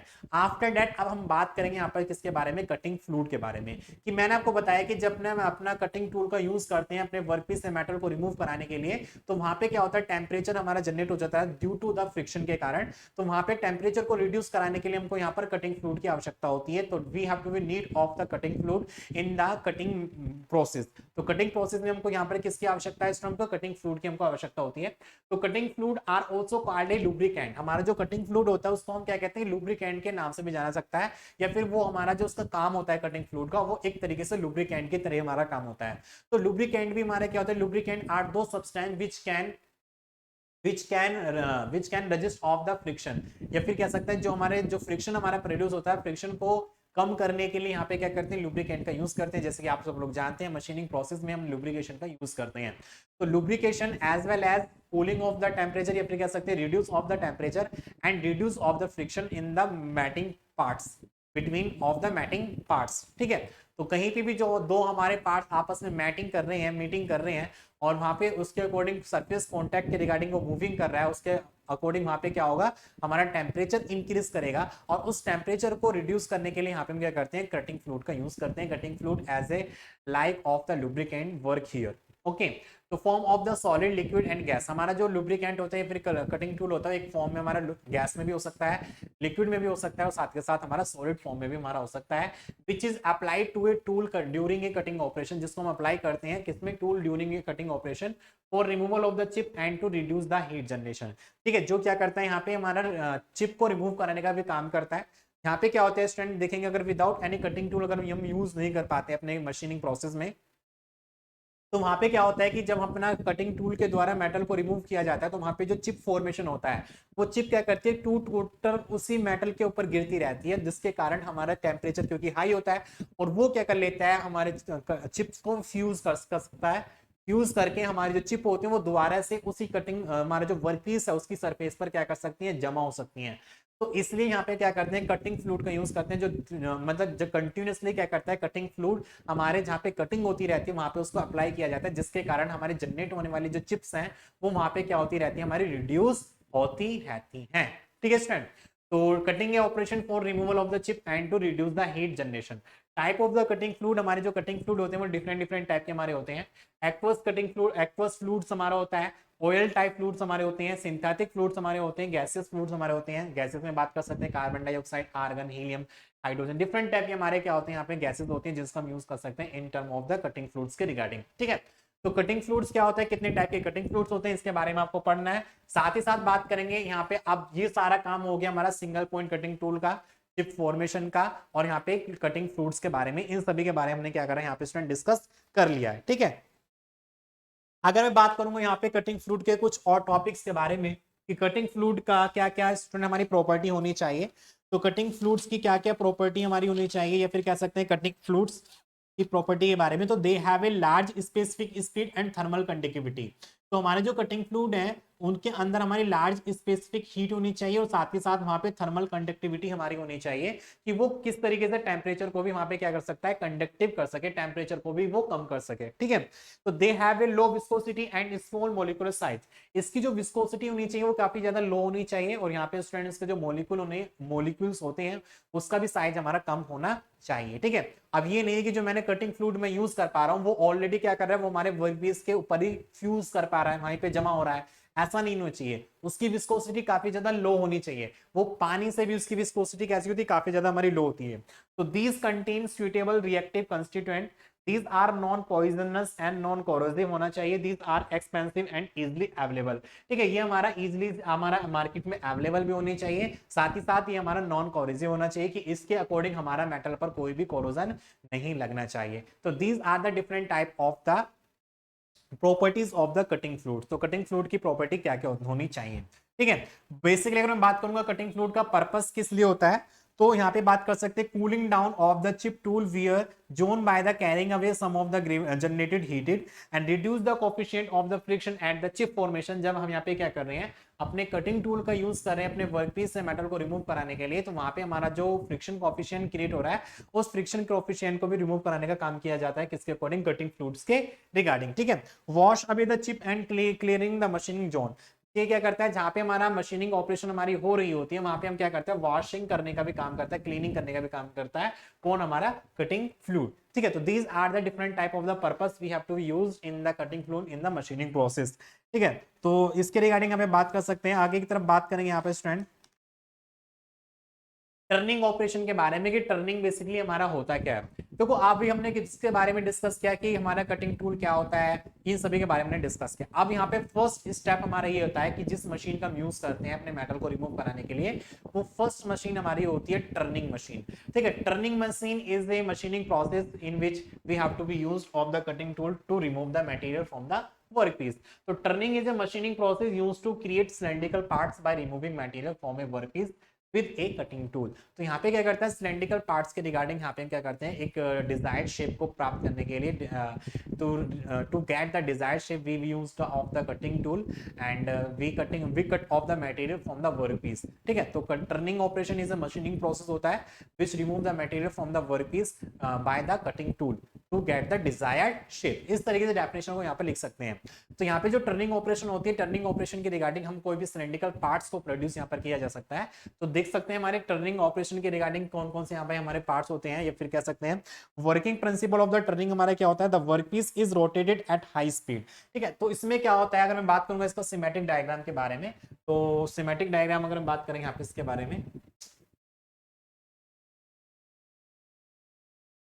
टर्निंग बेसिकली हमारा क्या होता है, एक इस तरीके की हमारी मशीन होती है।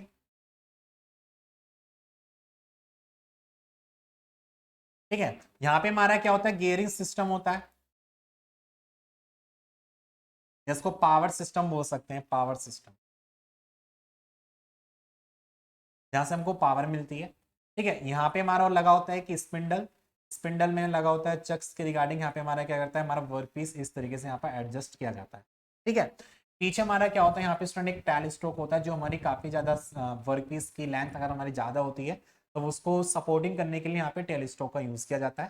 यहाँ पे हमारा होता है टूल बॉक्स, ये क्या होता है हमारा टूल बॉक्स, जहाँ पे टूल का अरेंजमेंट होता है, ये हमारा टूल बॉक्स होता है, टेल रेस होता है। ठीक है, ये हमारा यहाँ पे इसके नीचे बात कर सकते हैं, हमारा ये पैड होता है। ठीक है, यहाँ पे हमारे स्लाइडिंग स्क्रू वगैरह, इसको किस तरीके से आगे पीछे घुसाना होता है, मतलब आगे पीछे खिसकाना होता है, उसके रिगार्डिंग बात कर सकते हैं। तो यहाँ पे क्या होता है कि मैं बात करूंगा यहाँ पे टर्निंग की रिगार्डिंग, तो टर्निंग में क्या होता है, हमारा जो वर्कपीस होता है, वर्कपीस हमारा अपना यहाँ पे स्पिंडल की रिगार्डिंग यहाँ पे चक होता है, जिसके अंदर ये एडजस्ट होता है, और ये क्या करता है, रोटेटिंग कंडीशन में यहाँ पे रोटेट करने का काम करता है। यहाँ पे हमारा टूल बॉक्स होता है, जो यहाँ पे इसके अकॉर्डिंग यहाँ पे हमारे टूल लगे होते हैं, जैसे कि सिंगल पॉइंट कटिंग टूल, और मैंने आपको बताया था टर्निंग ऑपरेशन बेसिकली यहाँ पे सिंगल पॉइंट कटिंग टूल का यहाँ पर यूज किया जाता है। ठीक है, तो सिंगल पॉइंट कटिंग टूल का यूज करते हैं यहाँ पे मेटल को रिमूव कराने के लिए, जिसके अकॉर्डिंग हमारे कोई भी सिलेंड्रिकल पार्ट्स होता है, तो सिलेंड्रिकल पार्ट्स का भी यहाँ पे हमारा काम किया जाता है बाय द टर्निंग ऑपरेशन के रिगार्डिंग। तो यहाँ पे क्या होता है, work piece is rotated at high speed. यहाँ पे जो वर्क पीस होता है वो रोटेट करता है एट ए हाई स्पीड में, while a single point cutting tool transfers along the workpiece surface, cutting off a thin layer of the material. The cutting action take place at the point where the tool cutting edge meets the workpiece. So cutting action take place at the point where the tool is touch of the workpiece. Cutting speed coupled with the feed rate, यहाँ पे जो cutting speed होती है वो हमारी student coupled होती है with the feed rate के regarding, and determine the shape and surface finish off the final product. ठीक है, ये इस तरीके से हमारे क्या होता है, यहाँ पे वर्किंग प्रोसेस हमारी होती है। वर्किंग प्रोसेस में हमारा क्या होता है, यहाँ पे देखो मोटर वगैरह लगी होती है, गियर्स वगैरह लगी होते हैं, जिसमें हम पावर सप्लाई इसको देंगे, पावर सप्लाई होने से यहाँ पे हमारा स्पिंडल होता है जो रोटेट करता है, यहाँ पे इसके अंदर चक हमारे लगे होते हैं, चक के रिगार्डिंग बात कर सकते हैं, अपने वर्कपीस को उसके अंदर एडजस्ट किया जाता है। जैसे हम इसको पावर देंगे तो स्पिंडल हमारा रोटेट करेगा, तो वर्कपीस हमारा रोटेट करेगा। यहाँ पे हमारा टूल बॉक्स होता है, जो एक तरीके से स्टेशनरी कंडीशन में हमारा होता है, इसको यहाँ पे ड्यू टू द अरेंजमेंट के अकॉर्डिंग यहाँ पे एडजस्ट किया जाता है, और इसको फीड दिया जाता है, धीरे धीरे धीरे धीरे वो क्या करता है, आगे तरफ बढ़ता चला जाता है, और यहाँ पे मेटल को रिमूव कराने का काम करता चला जाता है। ठीक है, तो इस तरीके से यहाँ पे क्या कर सकते हैं, टर्निंग की ऑपरेशन यहाँ पे कर सकते हैं। हमारी जो डिफरेंट टाइप की हमारी ऑपरेशन होती है टर्निंग मशीन में, वो हमारी क्या क्या होती है उसके बारे में डिस्कस करेंगे। तो फर्स्ट बात करेंगे लेथ ऑपरेशन। लेथ में या फिर कह सकते हैं टर्निंग में हमारी डिफरेंट डिफरेंट टाइप की ऑपरेशन होती है। फर्स्ट हम बात करेंगे यहाँ पर टर्निंग के बारे में कि टर्निंग हमारी क्या होती है। ठीक है, तो टर्निंग बेसिकली जैसे मैंने आपको बताया था,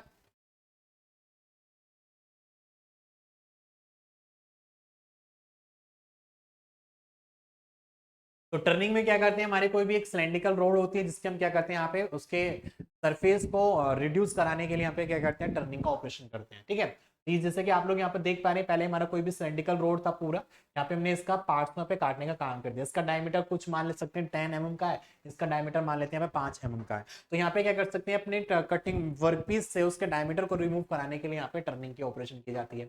फेसिंग की बात करेंगे तो फेसिंग में क्या होता है कि अपना जो वर्कपीस है उसकी लेंथ को अगर हमको कम करना होता है, वहां पे फेसिंग की जाती है। तो फेसिंग बेसिकली हमारा इस तरीके से पार्ट्स को यहाँ पे रिमूव कराने का काम किया जाता है। क्या पार्ट्स को रिमूव कराने का काम किया जाता है, मेटल को रिमूव कराने का काम किया जाता है।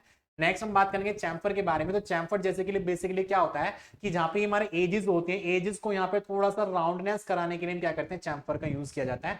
तो chamfer does not the roundness, it will be at a angle, ये किसी एंगल पर यहाँ पे बनाया जाता है। ठीक है, और जो हमारा यहाँ पे जो चैम्फर होता है वो किसी एंगल पे बनाया जाता है। जैसे कि आप लोगों ने देखा होगा, जैसे आपके सिम आती है फोन पे, जो फोन वगैरह यूज करते हैं, फोन में जो सिम होती है, तो सिम के जो एजेस होते हैं वो एक तरीके से चैम्फर पे बना हुआ रहता है। ठीक है, वो हमारा क्या रहता है, चैम्फर हमारा होता है। ठीक है, जिसके अकॉर्डिंग यहाँ पे हमारा जो कटिंग टूल है वो फीड इसके आगे की तरफ जा रही है, और टर्निंग जो टूल है वो बेसिकली हमारा ये वाला है, और ये क्या कर रहा है यहाँ पे फीड आगे की तरफ इसको काटने का काम कर रहा है, और हमारा जो वर्क पीस है वो रोटेशन डायरेक्शन में क्या करना है, रोटेट करके वहां पे मेटल को रिमूव कराने का काम कर रहा है। नेक्स्ट हमारा है 3D कटिंग। तो ये हमारी लेथ ऑपरेशन होती है, लेथ मशीन और एक हमारी मिलिंग मशीन होती है। तो दो टाइप्स की हमारी मशीन होती है जिसमें हम क्या करते हैं, डिफरेंट टाइप की ऑपरेशन करते हैं, जिसमें कि हमने डिस्कस किया टर्निंग के बारे में, फेसिंग के बारे में, चैम्फरिंग के बारे में, थ्रेडिंग के बारे में।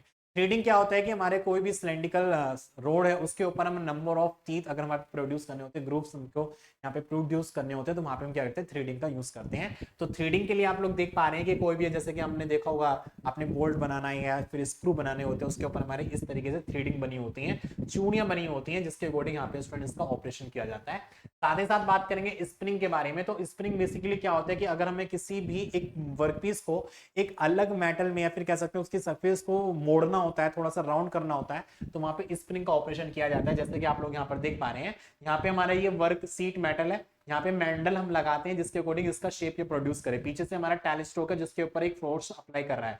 यहाँ पे हमारा क्या रोलर टूल है जो क्या करता है, रोलर के अकॉर्डिंग इसका एक फॉर्म, एक शेप फॉर्म यहाँ पे प्रोड्यूस करने का काम कर रहा है। ठीक है, नेक्स्ट हम बात करेंगे ग्रूविंग के बारे में। तो ग्रूविंग बेसिकली एक तरीके से हमारा ये भी लेथ मशीन ऑपरेशन होता है। ग्रूविंग में क्या करते हैं, हमारे वर्कपीस से हमारे मतलब एक तरीके से इंटरनली पार्ट को यहाँ पे रिमूव करने का काम करता है। जैसे कि आप लोग यहाँ पर देख पा रहे हैं, ग्रूविंग क्या कर रहा है कि एक हमारा सिलेंड्रिकल वर्कपीस है जो क्या कर रहा है, बीच में से उसको मेटल को रिमूव कराने का काम कर रहा है। ठीक है, ड्रिलिंग है। ड्रिलिंग बेसिकली क्या किया जाता है, किसी भी वर्कपीस में अगर मान लीजिए कोई भी होल को क्रिएट करना होता है तो वहां पे ड्रिलिंग ऑपरेशन यहाँ पे बेसिकली यूज की जाती है। तो यहाँ पे एक हमारे ड्रिल कटर होता है जिसके अकॉर्डिंग यहाँ पे multi point of cutting tool हमारे होते हैं। तो किसी भी वर्कपीस में होल को क्रिएट करने के लिए, होल को जनरेट करने के लिए यहाँ पे क्या करते हैं, ड्रिलिंग ऑपरेशन को यूज किया जाता है। ठीक है, नेक्स्ट हम बात करते हैं पार्टिंग ऑफ के बारे में। तो पार्टिंग ऑफ बेसिकली ये भी हमारी टर्निंग ऑपरेशन, ये भी हमारी लेथ मशीनिंग ऑपरेशन होती है। तो इसमें भी हम क्या करते हैं, अपने पार्ट्स को दो पार्ट्स में डिवाइड करने के लिए यहाँ पे किया जाता है, अपना पार्टिंग ऑफ का यूज किया जाता है। बोरिंग के बारे में बात कर सकते हैं। बोरिंग बेसिकली क्या करता है, कोई भी हमारा वर्कपीस है, उस वर्कपीस के डायमीटर को अगर हमको रिड्यूस करना होता है, मान लीजिए हमने क्या किया, यहाँ पे ड्रिलिंग के अकॉर्डिंग हमने यहाँ पे इसके अंदर कोई भी होल किया, यदि हम इस वाले होल के डायमीटर को इंक्रीज करना होता है तो इंक्रीज करने के लिए क्या करेंगे, यहाँ पे बोरिंग की ऑपरेशन बेसिकली की जाती है। तो बोरिंग क्या करेगा, इसके डायमीटर को इंक्रीज कराने का काम करेगा। नेक्स्ट हमारा लास्ट ऑपरेशन आता है नर्लिंग। तो knurling is the operation of the lathe machine. तो इसके अकॉर्डिंग हम यहाँ पे क्या कर सकते हैं कि कोई भी वर्कपीस के सरफेस पर अगर यहाँ पे हमको इसकी बॉडी को उसको थोड़ा सा रफली बनाना होता है तो वहां पे नर्लिंग की ऑपरेशन की जाती है। तो जैसे कि आप लोग देख पा रहे हैं यहाँ पे हमको एक तरीके से नर्लिंग ऑपरेशन यहाँ पे देखने को मिल पा रही है।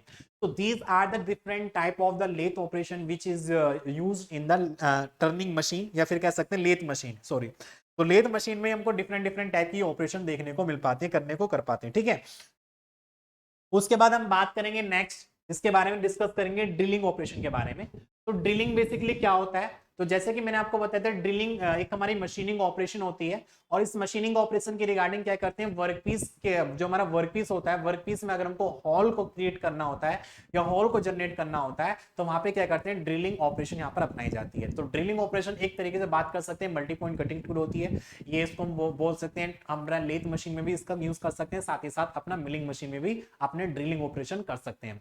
तो drilling is one of the machining process which use to make a hole on component face by using a rotating cutter called drill। तो यहाँ पे क्या होता है, एक हमारा रोटेटिंग कटर होता है जिसको हम ड्रिल कहते हैं, और उस ड्रिल के रिगार्डिंग क्या करते हैं, अपने मेटल को रिमूव कराने का काम करते हैं। ठीक है, तो पहले हम यहाँ पे बात करेंगे ड्रिल होता है क्या, और ड्रिल का क्या नोमेनक्लेचर होता है उसके रिगार्डिंग बात करेंगे। ये हमारा क्या होता है, ट्विस्ट ड्रिल नोमेनक्लेचर होता है। बेसिकली अगर आपका एग्जाम में क्वेश्चन आता है कि what do you understand about the drilling and how can you define about the drilling operation, तो उसके अकॉर्डिंग आपको यहाँ पे ट्विस्ट ड्रिल के बारे में आपको पढ़ना पड़ेगा। ठीक है, तो ये हमारा क्या है, हमारे ड्रिल की बिट है, जैसे कि आप लोग देख पा रहे हैं।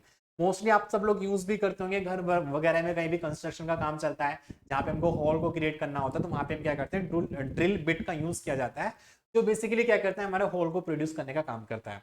तो फर्स्टली इसका बात करेंगे, इसके डिफरेंट डिफरेंट टाइप के हमारे पार्ट्स होते हैं, जिसमें सबसे पहले हमारा शैंक होता है, एक हमारा बॉडी होता है। तो कोई भी ड्रिल बिट है उसके दो पार्ट्स हमारे मेन होते हैं, एक हमारा शैंक, दूसरा हमारा होता है बॉडी। शैंक जो होता है उसको हम क्या करते हैं, अपने होल्डिंग जो टूल होता है, मतलब हमारा जो ड्रिलिंग की मशीन होती है, उस ड्रिलिंग मशीन में अपने टूल को एडजस्ट कराने के लिए, होल्डिंग करने के लिए हमारा जो पार्ट्स को वहां पे होल्ड किया जाता है दैट इज द शैंक। तो शैंक हमारा एक तरीके से हमारा ड्रिल का बिट्स का पार्ट्स होता है जिसको हम क्या करते हैं होल्डिंग टूल में एडजस्ट कराने का काम करते हैं। उसके बाद हमारी होती है बॉडी, जो बॉडी जो होती है बेसिकली एक तरीके से हमारा क्या होता है कटिंग टूल का होता है जिसके ऊपर हमारे नंबर ऑफ फ्लूइड्स यहाँ पे बने होते हैं जो क्या करते हैं हमारे वर्क पीस से मेटल को रिमूव कराने का काम करता है। ठीक है, तो there are the helix angle, तो फ्लूइड्स के बीच में हमारा इसका एक एक्सिस होता है।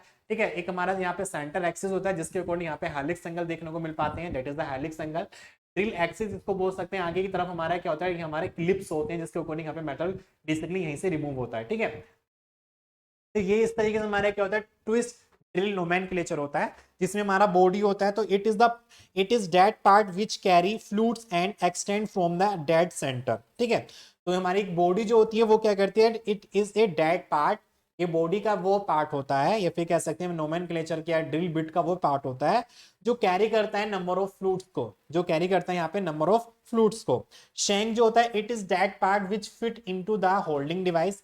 ठीक है, तो ये these are the different type of the parts we have to be study in this topic. Okay, next हम डिस्कस करेंगे आगे की तरफ जिसमें ड्रिलिंग की ऑपरेशन देखो देखने को मिल पाती हैं कि जो ड्रिलिंग की ऑपरेशन होते हैं वो हमारे डिफरेंट टाइप के ऑपरेशन होते हैं। सबसे पहले बात करेंगे यहाँ पे ड्रिलिंग के बारे में। तो मोस्टली मैंने आपको बताया था कोई भी अगर वर्कपीस है, ठीक है, उस वर्कपीस में हमको हॉल को क्रिएट करना होता है तो फर्स्ट स्टेप हमारा क्या होता है, ड्रिलिंग का ही हमारा स्टेप होता है। तो सबसे पहले क्या करेंगे, ड्रिलिंग यहाँ पे की जाती है। ड्रिलिंग के बाद आता है हमारा बोरिंग। तो अगर हम बात कर सकते हैं कि ड्रिलिंग करने के बाद अगर उसके डायमीटर को इंक्रीज करना होता है तो वहां पे हम क्या करते हैं, बोरिंग की ऑपरेशन को यूज करते हैं। तो boring is a machining process which increase the diameter of the hole. ठीक है, कोई भी जो हमने होल को प्रोड्यूस किया है उसके डायमीटर को अगर इंक्रीज करना होता है तो वहां पे क्या करते हैं, बोरिंग का ऑपरेशन करते हैं। साथ ही साथ बात करेंगे रीमिंग के बारे में। तो रीमिंग भी क्या करता है स्टूडेंट, हमारे जो हमने बोरिंग के बाद हमने वहां पे अगर उसके सरफेस को फिनिशिंग करना होता है तो वहां पे बेसिकली रीमिंग का भी ऑपरेशन की जाती है जो क्या करता है उसके अंदर सरफेस फिनिशिंग का काम करता है। ठीक है, कौन हमारा बोरिंग, सॉरी रीमिंग। ठीक है, रीमिंग के बाद हमारा आता है टैपिंग। टैपिंग भी एक तरीके से हमारा ड्रिलिंग ऑपरेशन होता है जो क्या करता है यहाँ पे मेटल को रिमूव करके और सरफेस फिनिशिंग का काम करता है। साथ ही साथ हमारा होता है स्पॉट फेसिंग, काउंटर शिंकिंग और काउंटर बोरिंग। ठीक है, तो these are the different type of the operation in the drilling operation. Okay, इसके बाद हम बात करेंगे यहाँ पे स्टूडेंट मिलिंग ऑपरेशन के बारे में। तो जैसे कि मैंने डिस्कस किया लेथ मशीन जो होती है वो एक तरीके से उसमें बात कर सकते हैं कि lathe machine is a machine in this operation workpiece is the moving condition and the tool box is the stable condition. जिसमें हम क्या कर सकते हैं, टर्निंग मशीन एक हमारी एक मशीनिंग प्रोसेस होता है जिसमें हम क्या करते हैं वर्कपीस से मेटल को रिमूव कराने का काम करते हैं to get the desired shape and there workpiece is the moving condition. यहाँ पे हमारा जो वर्कपीस होता है वो हमारा मूविंग कंडीशन में होता है और जो टूल होता है वो एक तरीके से हमारा स्टेबल कंडीशन में होता है जो क्या करता है हमारा वर्कपीस से मेटल को रिमूव कराने का काम करता है। लेकिन जो मिलिंग मशीन होती है, मिलिंग मशीन हमारी एक तरीके से अपोजिट होती है किसकी, लेथ मशीन से। तो मिलिंग मशीन भी एक तरीके से हमारी मशीनिंग ऑपरेशन होता है जिसमें हम क्या करते हैं अपने वर्कपीस से मेटल को रिमूव कराने का काम करते हैं। और यहाँ पे मिलिंग मशीन में हमारा जो वर्कपीस होता है वो एक तरीके से स्टेबल कंडीशन में होता है और जो टूल होता है वो एक तरीके से मूविंग कंडीशन में होता है। तो यहाँ पे हमारा जो टूल होता है वो मूविंग करता है अप डाउन या राइट या लेफ्ट, और यहाँ पे जो वर्कपीस होता है वो हमारे टेबल पर हमारा एडजस्ट किया जाता है और उस तरीके से यहाँ पे क्या करती है हमारी ऑपरेशन या मशीनिंग जो भी प्रोसेस होते हैं वो यहाँ पे इस तरीके से यहाँ पर कर सकते हैं। ठीक है, तो मिलिंग मशीन में क्या कर सकते हैं, milling is a type of the machining process that uses a rotating cutter to remove material in a control manner form of the workpiece. तो बेसिकली यहाँ पे मिलिंग मशीन में हम क्या करते हैं, मल्टी पॉइंट कटिंग टूल का use करते हैं जो क्या करते हैं हमारे वर्कपीस की सरफेस से या फिर वर्कपीस से मेटल को रिमूव कराने का काम करता है। ठीक है, तो अब बात करेंगे यहाँ पे टाइप ऑफ मिलिंग ऑपरेशन के बारे में कि हमारा जो मिलिंग ऑपरेशन होता है वो हमारा डिफरेंट टाइप की हमारी ऑपरेशन होती है जिसमें बात करेंगे प्लेन मिलिंग ऑपरेशन के बारे में। तो जैसे कि आप लोग यहाँ पर देख पा रहे हैं हमारा वर्कपीस है, ये हमारा कटर है। ठीक है, ये हमारे क्या आर्बर है जो क्या कर रहे हैं हमारे कटिंग टूल को यहाँ पे रोटेट कराने का काम कर रहे हैं जिसके अकॉर्डिंग वर्कपीस के सरफेस से हम यहाँ एक टाइम में क्या कर सकते हैं अपने उसके सरफेस को यहाँ के फिर कह सकते हैं अपने वर्कपीस का जो हमारा सरफेस है वहां से मेटल को रिमूव कराने का काम कर सकते हैं। तो हमने अभी पीछे देखा लेथ मशीन में अगर हम बात करेंगे टर्निंग के बारे में, तो टर्निंग क्या करता है किसी एक सिंगल पॉइंट के रिगार्डिंग वहां पे मेटल को रिमूव कराने का काम करता है।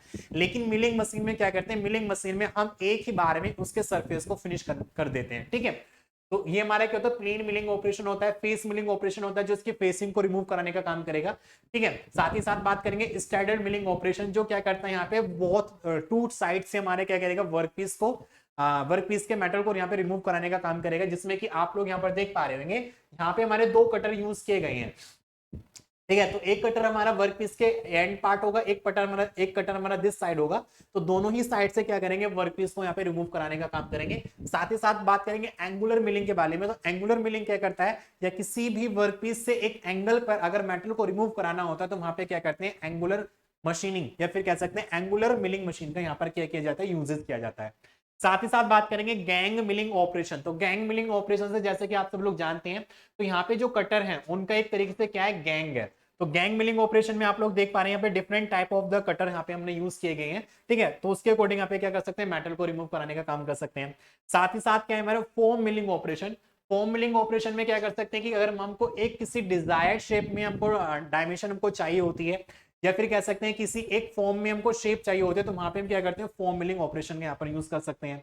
सा मिलिंग ऑपरेशन बेसिकली जैसे कि आप सब लोग जानते हैं, सा एक तरीके से मेटल को कटिंग करने का काम करता है। जैसे कि आरी वगैरह होता है, किसी मेटल को काटने का काम करते हैं। तो यहाँ पे कटर होता है जो क्या करते हैं, यहाँ पे मेटल को रिमूव कराने का काम करेगा। That is the cutting tool which cut the material from the work piece. After that we can say keyway milling operation. Keyway milling operation क्या होता है कि किसी भी वर्क पीस पर अगर हमको कोई भी कीवे बनानी पड़ती है, मतलब जैसे कि आप लोगों ने देखा होगा कि की आपने देखा होगा, जैसे कि आपने पढ़ा होगा मशीन डिजाइन में की क्या होता है, कीवे क्या होता है, जहां पे हम क्या करते हैं अपने साफ्ट में अपना कीवे बनाने का काम करते हैं, खांचे बनाने का काम करते हैं। तो उसको प्रोड्यूस करने के लिए यहाँ पे क्या करते हैं, यहाँ पर कीवे मशीनिंग ऑपरेशन का यहाँ पर यूज कर सकते हैं। ठीक है, तो these are the different type of the milling operation we can be do in the milling machine. ठीक है, तो मिलिंग मशीन एक तरीके से बात कर सकता हूँ इस मिलिंग मशीन। तो एक तरीके से जैसे कि यहाँ पे मैं सिमेटिक डायग्राम आपको देख पा रहे हैं, एक तरीके से हमारे क्या है, मिलिंग मशीन है। तो ये वर्टिकल ड्रिलिंग मिलिंग मशीन है, जैसे कि आप लोग यहाँ पर देख पा रहे हैं। ठीक है, तो इसके बारे में अभी मैं डिस्कस करूंगा। एक तरीके से ये सीएनसी मशीन है। तो सबसे पहले बात करेंगे यहाँ पे, नेक्स्ट टॉपिक हमारा आता है सीएनसी मशीन। तो सीएनसी मशीन बेसिकली आप सब लोग जानते हैं, सीएनसी मशीन आजकल काफी ज्यादा हमारे इंडस्ट्रियल एरिया में यूज की जाने वाली मशीन है। ठीक है, तो किसी भी अगर मैन्युफैक्चरिंग कंपनी है, कहीं भी कोई भी मतलब कहीं भी कंपनी में कोई भी मशीन का अगर हम यूज करते हैं, तो बेसिकली वहां पे सीएनसी मशीन का यहाँ पर यूज किया जाता है। तो सीएनसी मशीन जैसे कि इसके नाम से हमको पता चलता है, कंप्यूटर न्यूमेरिकल कंट्रोल मशीन हमारा होता है। तो कंप्यूटर न्यूमेरिकल कंट्रोल मशीन। ठीक है, तो इस मशीन के रिगार्डिंग हम बात कर सकते हैं। इसमें क्या करते हैं, कोई एक हम अपना पार्ट प्रोग्रामिंग बनाया जाता है। मान लीजिए कोई भी अगर हमको ऑपरेशन करनी होती है, या कोई भी हमको कटिंग या कोई भी बेसिकली ऑपरेशन करनी होती है अपने वर्कपीस पर, तो हम क्या करते हैं, उस ऑपरेशन को एक प्रोग्राम के रिगार्डिंग उसको बनाया जाता है बाय द न्यूमेरिकल वैल्यू के अकॉर्डिंग। ठीक है, उसके बाद हम क्या करते हैं, उसको कंप्यूटर को देते हैं, उसका एक कंट्रोलर यूनिट होता है। कंट्रोलर यूनिट क्या करता है, उस पार्ट प्रोग्रामिंग को रीड करता है, रीड करके अपने लैंग्वेज में उसको कन्वर्ट करके अपना कंप्यूटर अपना क्या करता है, अपने जो मशीन पार्ट्स हमारे होते हैं उनको ट्रांसफर करता है। उसके बाद हमारे जो मशीन के पार्ट्स होते हैं वो according to the part programming के रिगार्डिंग क्या करते हैं, वहां पे ऑपरेशन को एडमिट करते हैं, एग्जिस्ट करते हैं, जिसके according without any worker we can be transmit, या फिर कह सकते हैं we can be operation on the machining process in the workpiece material. ठीक है, तो यहाँ पे क्या कर सकते हैं, सीएनसी मशीन एक तरीके से हमारी सॉफ्टवेयर मशीन होती है, या फिर कह सकते हैं एक तरीके से ऑटोमेटिक मशीन होती है, जिसके रिगार्डिंग क्या कर सकते हैं, यहाँ पे due to the machining parts we can be remove of the metal from the workpiece। ठीक है, तो CNC machine is a type of the automated machine tool that is controlled by the computer. इसका जो controller होता है वो क्या करता है, कंप्यूटर होता है। कंप्यूटर के अकॉर्डिंग क्या कर सकते हैं, यहाँ पे उसको कंट्रोल कर सकते हैं। तो क्या होता है कि मान लीजिए हमको कोई भी अपना ऑपरेशन को बीच में से ब्रेक करना होता है, या फिर वहां पे कोई भी चेंजिंग करनी होती है, तो हम यहाँ पे क्या करते हैं, कंप्यूटर के रिगार्डिंग उस पार्ट प्रोग्रामिंग में चेंज कर सकते हैं, या फिर कह सकते हैं अपना ऑपरेशन को बंद करना होता है, या फिर कह सकते हैं कि जो भी हमारा मशीनिंग ऑपरेशन हो रहा था उसको जब बीच में ही रोकना होता है, तो बाय द कंप्यूटर के रिगार्डिंग वहां पे उसको कंट्रोल किया जा सकता है। ठीक है, तो control by a computer allowing for the precise repeatable machining operation. तो these are the CNC machine. ठीक है, तो सीएनसी मशीन क्या होता है, सीएनसी मशीन एक हमारा कंप्यूटर न्यूमेरिकल कंट्रोल मशीन होता है, जिसमें हम क्या करते हैं, सबसे पहला हमारा स्टेप यहाँ पे होता है पार्ट प्रोग्रामिंग का। पार्ट प्रोग्रामिंग के बाद हमारा क्या होता है, मशीन कंट्रोल यूनिट होती है। मशीन कंट्रोल यूनिट बेसिकली एक तरीके से कंट्रोलर होता है जो सभी को कंट्रोल करने का काम करता है।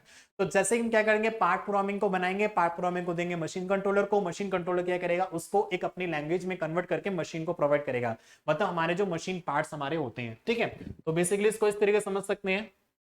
सबसे पार्ट हमारा जो होगा पार्ट प्रोग्रामिंग होगा।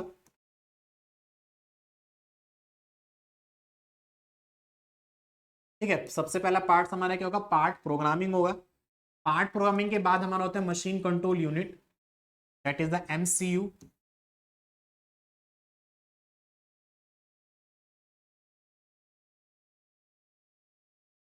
इसके बाद हमारा क्या होता है यहाँ पे मशीन टूल हमारे होते हैं, that is the machine tool. ठीक है, मशीन टूल। अब यहाँ पे क्या होता है बेसिकली, मैं ज्यादा डिटेल में नहीं जाना चाहता, बट लेकिन यहाँ पे थोड़ा सा आपको कंसेप्ट दे देता हूँ कि कोई भी अगर हम यहाँ पे स्टूडेंट मशीन में कोई भी पार्ट्स को बनाते हैं, या फिर कह सकते हैं बाय द लेथ मशीन या मिलिंग मशीन में कोई भी पार्ट्स को हमको बनाना होता है या कोई भी डिजाइन करना होता है, तो सबसे पहले हम क्या करते हैं स्टूडेंट, वहां पे उसका डिजाइन तैयार किया जाता है। मतलब कोई भी पार्ट्स को मैन्युफैक्चर किया जाता है या प्रोडक्शन किया जाता है, तो सबसे पहले क्या करते हैं उसका डिजाइन तैयार किया जाता है। Without any design we can not machining operation on the work piece. ठीक है, तो क्योंकि अगर आप सब लोग जानते हैं जैसे कि हम कोई भी फ्लाईओवर बनाते हैं, फिर कोई भी बिल्डिंग बनाते हैं, कोई भी घर बनाते हैं, तो सबसे पहले हमको मैप बनाना तैयार होता है, उसका नक्शा बनाया जाता है, जिसके अकॉर्डिंग हमको ये पता चल जाता है कि कितने एरिया में कौन कौन सी चीजें कहाँ कहाँ बनानी होती है। तो उसी के अकॉर्डिंग क्या करते हैं, सबसे पहले उसका मैप बनाया जाता है। मैप बनाने के बाद आजकल आप लोग देख पा रहे होंगे कि बड़ी बड़ी बिल्डिंग्स हैं, फ्लाईओवर्स हैं, या फिर कह सकते हैं कोई भी बड़ा कंस्ट्रक्शन का काम करते हो, सबसे पहले उसका मॉडल तैयार किया जाता है। जैसे कि आप लोगों ने देखा होगा भी राम मंदिर का निर्माण किया, तो वहां पे सबसे पहले उसका मॉडल तैयार किया गया और उसके मॉडल को बनाकर रखा गया, तो उसके अकॉर्डिंग हमको ये पता चल गया कि किस तरीके से बनने वाला है। उसके बाद उसका डायमेंशंस कितना होना चाहिए, कितने एरिया में बनना चाहिए, कहाँ पे पार्किंग होगा, कहाँ पे गार्डन होगा, ये सब चीजें उसी मॉडल के अंतर्गत या फिर उसके मैप के रिगार्डिंग वहां पे स्टूडेंट क्या होता है एग्जिस्ट करती हैं। इसी तरीके से मशीनिंग ऑपरेशन में या फिर कह सकते हैं इंडस्ट्रीज में कोई भी प्रोडक्शन में कोई भी पार्ट को हमको पार्ट को बनाना होता है, तो सबसे पहले क्या करते हैं उसका डिजाइन तैयार किया जाता है। उसकी लेंथ कितना होगा, डायमीटर कितना होगा, कितना उसका फिनिशिंग करना होगा, या फिर जो भी हमारी डायमेंशंस होती हैं उन सभी को वहां पे क्या किया जाता है स्टूडेंट रीड किया जाता है, और उसी के अकॉर्डिंग क्या करेंगे हम अपने यहाँ पर क्या कर सकते हैं एक अपना पार्ट प्रोग्राम को बनाया जाता है। ठीक है, तो यहाँ पे अभी आने वाले नेक्स्ट सेमेस्टर में देख सकते हैं फिफ्थ या सिक्स सेमेस्टर, सेवंथ या एट सेमेस्टर में आपको एक यहाँ पे आएगा सब्जेक्ट आएगा जिसमें आप पढ़ने वाले हैं। ठीक है, कैड कैम के बारे में, तो उसमें आपको देख सकते हैं किस तरीके से पार्ट प्रोग्राम बनाया जाता है। तो सबसे पहले क्या करेंगे, पार्ट प्रोग्रामिंग को क्वेश्चन करेंगे, मतलब पार्ट प्रोग्रामिंग बनाएंगे जिसमें कि हमारे सारे ही स्टेप इंक्लूड होते हैं। कब स्पिंडल ऑन करना है, कूलेंट ऑन करना है, कितना हमको वर्क पीस पे कितना लेंथ या कितना डायमीटर उसको रखना है, कितना मेटल को काटना है, उसकी स्पीड कितनी होनी चाहिए। ठीक है, ये सारी चीजें हमारे पार्ट प्रोग्रामिंग इंक्लूड होती है। उसके बाद ये सारा जब पार्ट प्रोग्रामिंग बन जाता है, उसको हम यहाँ पे क्या करते हैं बाय द चिप के रिगार्डिंग, जैसे कि आप लोगों ने देखा होगा कि चिप के रिगार्डिंग या फिर कह सकते हैं यहाँ पे स्टूडेंट यहाँ पे अगर बात करें लेथ मशीन में बेसिकली पहले के टाइम में यहाँ पे क्या करते थे, एक हमारी टेप आती थी जिसके अकॉर्डिंग टेप का यूज करते थे। ठीक है, तो बेसिकली आज के टाइम में तो सब लोग बेसिकली एक तरीके से पेन ड्राइव जो वगैरह होते हैं जिसके अकॉर्डिंग अपने कोई भी फाइल को ट्रांसमिट कर सकते हैं, तो उसके अकॉर्डिंग यहाँ पे पार्ट को लेकर अपने मशीन कंट्रोल यूनिट में ट्रांसफर कर देते हैं। कि मशीन कंट्रोल यूनिट उस पार्ट प्रोग्रामिंग को रीड करता है, रीड करने के बाद क्या करेगा इंस्ट्रक्शन देगा अपना किसको, मशीन टूल को। अब ये मशीन टूल के अंदर आएगा तो मशीन टूल के अकॉर्डिंग जो भी हमारे टूल होंगे या फिर स्पिंडल का कितना स्पीड होने वाला है, कूलेंट कब ऑन ऑफ होगा, ठीक है, कटिंग टूल कौन कौन से होने वाले, कौन कौन सी ऑपरेशन होने वाली, वो सारा काम कौन करेगा, मशीन टूल हमारा करने वाला होगा। तो there is the three steps, first is the part programming, machine control unit and machine tool. ठीक है, तो ये हमारे क्या होता है सीएनसी मशीन में इन सभी के बारे में क्या करते हैं डिस्कस करते हैं। ठीक है, तो इन सभी के बारे में यहाँ पे डिस्कस किया, साथ ही साथ बात करेंगे आगे की तरफ जिसमें मैंने आपको बता दिया element of the CNC machine, part programming, computer, और दूसरा हमारा होता है मशीन इक्विपमेंट। ठीक है, अब हम बात करेंगे नेक्स्ट, यहाँ पे लास्ट टॉपिक हमारा बच जाता है। तो ये हमारा क्या है, जैसे कि मैंने आपको बताया सीएनसी मशीन के बारे में, यहाँ पे देखो एक मॉनिटर लगा हुआ है जो यहाँ पे क्या कर सकते हैं बाय द मॉनिटर के रिगार्डिंग अपने मशीनिंग ऑपरेशन को यहाँ पर कंट्रोल किया जा सकता है। ठीक है, कंट्रोल किया यहाँ पर किया जा सकता है। अब हम बात करेंगे रैपिड प्रोटोटाइपिंग के बारे में। तो अभी तो हमने क्या क्या डिस्कस किया, फर्स्ट यूनिट में हमने ये देखा कि किस तरीके से कास्टिंग की जाती है। हमने अपने रॉ मटेरियल को लिया, वहां पे भट्टी में उसको गर्म किया, गर्म करने के बाद हमने क्या करा अपने मोल्ड कैविटी के अंदर उसको डाला, पोरिंग किया, उसके बाद सॉलिडिफिकेशन के बाद में हमको कोई भी एक प्रोडक्ट हमको मिला जिसको हम कास्टिंग यहाँ पर बोला जाता है। ठीक है, उसके बाद क्या हुआ, उसके बाद हमने क्या करा मशीनिंग का कोई भी हमारा रॉ मटेरियल जो बना था उसके अंदर से मेटल को काटने का काम किया, जिसके अकॉर्डिंग एक रिक्वायर्ड शेप हमको यहाँ पे प्रोड्यूस हुआ। बट लेकिन रैपिड प्रोटोटाइपिंग की बात करेंगे तो रैपिड प्रोटोटाइपिंग एक तरीके से इस तरीके का हमारा यहाँ पर कह सकते हैं मशीन का प्रोडक्ट या फिर कह सकते हैं कोई भी प्रोडक्शन को इस तरीके से यहाँ पे प्रोड्यूस किया जाता है जिस तरीके से यहाँ पे मेटल को ऐड करके एडिटिव, ठीक है, बात करेंगे रैपिड प्रोटोटाइपिंग या फिर इसको एक तरीके से एडिटिव मैन्युफैक्चरिंग के नाम से भी जाना जाता है। तो एडिटिव मैन्युफैक्चरिंग वो मैन्युफैक्चरिंग होती है जिसमें हम क्या करते हैं मेटल को ऐड करके किसी एक नए प्रोडक्ट का निर्माण करते हैं, कोई भी कंस्ट्रक्शन का निर्माण करते हैं। जैसे कि कोई बिल्डिंग का निर्माण कर रहे हैं तो उसमें क्या करते हैं अपने रॉ मटेरियल को लाते हैं, उसके बाद उसको ऐड करके क्या करते हैं बड़े घर का निर्माण कर लेते हैं। या फिर कह सकते हैं जैसे कि हमारी मिट्टी की मूर्तियां वगैरह होती है तो थोड़ा थोड़ा थोड़ा करके मिट्टी के रिगार्डिंग क्या करते हैं, एक बड़ी आकार की मूर्ति बना देते हैं। तो ये क्या कहलाती है, एडिटिव मैन्युफैक्चरिंग कहलाती है, जिसमें हम क्या करते हैं, मेटल को ऐड करके एक नया प्रोडक्ट बनाया जाता है, वो हमारे क्या कहलाती है, एडिटिव मैन्युफैक्चरिंग कहलाती है। बेसिकली उसी एडिटिव मैन्युफैक्चरिंग में हमारा क्या आता है, रैपिड प्रोटोटाइपिंग आता है। तो रैपिड प्रोटोटाइपिंग में एक तरीके से हमारे यहाँ पे 3D डायमेंशंस के रिगार्डिंग कोई भी अगर हमको ऑब्जेक्ट बनाना होता है तो रैपिड प्रोटोटाइपिंग के रिगार्डिंग यहाँ पे यूज करते हैं। तो रैपिड प्रोटोटाइपिंग में हम क्या करते हैं, एक हमारा 3D प्रिंटर होता है, बेसिकली आप लोगों ने देखा होगा 3D प्रिंटर। आजकल के टाइम में जो भी हमारे नए नए प्रोडक्ट बने, खेल मतलब जो खिलौने वगैरह होते हैं, एक तरीके से 3D वाले वो जो होते हैं, वो रैपिड प्रोटोटाइपिंग के द्वारा ही बनाए जाते हैं। और रैपिड प्रोटोटाइप का एक तरीके से एप्लीकेशन या फिर कह सकते हैं एडवांटेज ये होता है कि कोई भी अगर हमको मॉडल बनाना होता है तो मॉडल को बेसिकली यहाँ पर बनाने के लिए यहाँ पे रैपिड प्रोटोटाइपिंग का यूज किया जाता है। ठीक है, तो rapid prototyping is a group of technique use to quickly fabricated a scale model. ठीक है, तो यहाँ पे क्या किया जाता है, इसका हम यूज करते हैं quickly fabricated a scale model, कोई भी मॉडल को बनाने के लिए। ठीक है, for functional version of a physical part और assemble use 3 dimensional computer aided design. तो कैड के रिगार्डिंग क्या करते हैं, यहाँ पे स्टूडेंट क्या किया जाता है, इसका एक डिजाइन होता है, वहां पे पार्ट प्रोग्राम बनाया जाता है, तब उसको डाला जाता है, वो क्या करता है यहाँ पे मशीनिंग के रिगार्डिंग यहाँ पे कोई भी एक मॉडल को तैयार किया जाता है। ठीक है, तो ये क्या होता है, हमारा रैपिड प्रोटोटाइपिंग होता है। तो जिसके रिगार्डिंग में बात कर सकते हैं, तो communication between marketing, engineering, manufacturing and purchasing are enhanced due to the ability of the physical prototypes. तो जितने भी फिजिकल प्रोटोटाइप्स वगैरह होते हैं वो सब यहाँ पर रैपिड प्रोटोटाइपिंग के अकॉर्डिंग यहाँ पे क्या करते हैं, स्टूडेंट्स को बनाने का काम करते हैं। तो इसकी बेसिकली अगर मैं बात करूंगा मशीन के बारे में, तो मशीन किस तरीके से यहाँ पे काम करता है। सबसे पहले हमारा क्या होगा, यहाँ पे लेजर हमारा होता है, एक लेजर लाइट होती है, जैसे कि आप सब लोग जानते हैं। यहाँ पे हमारा लेंस लगा हुआ है, यहाँ पे हमारा मिरर लगा हुआ है। तो जैसे कि हम क्या करेंगे, लेंस क्या करेगा, जितने भी हमारी रेज होंगी उन सभी रेंज को यहाँ पे फोकस करने का काम करेगा, और फोकस करने के बाद यहाँ पे हमारा जो लाइट्स होंगी वो स्ट्राइक करके हमारा उनकी जो रेंज होती है, ठीक है, एक तरीके से बात कर सकते हैं लेजर लाइट की जो हमारी रेंज होती है वो काफी ज्यादा स्ट्राइकेबल होती है, और उसके अकॉर्डिंग यहाँ पे मेटल को एक साइड से हमारे यहाँ पे क्या पाउडर रिसाइकिल है, मतलब बात कर सकते हैं कि यहाँ पे जो हमारा मेटल का हम यूज करते हैं जिसके अकॉर्डिंग कोई भी प्रोडक्ट को बनाया जाता है वो एक तरीके से पाउडर फॉर्म में हमको यहाँ पर देखने को मिल पाता है। ठीक है, तो उस पाउडर फॉर्म को पहले क्या करते हैं, मेल्ट कराते हैं, मेल्ट कराने के बाद एक तरीके से हमारा एक मतलब एक रो मटेरियल यहाँ पे बन जाता है। फिर उस रो मटेरियल के रिगार्डिंग क्या करते हैं, वहां पे कंस्ट्रक्शन का काम करते हैं। जैसे कि बात कर सकते हैं मिट्टी के, जो भी मैंने आपको बताया था मिट्टी की किस तरीके से मूर्तियां बनाई जाती हैं।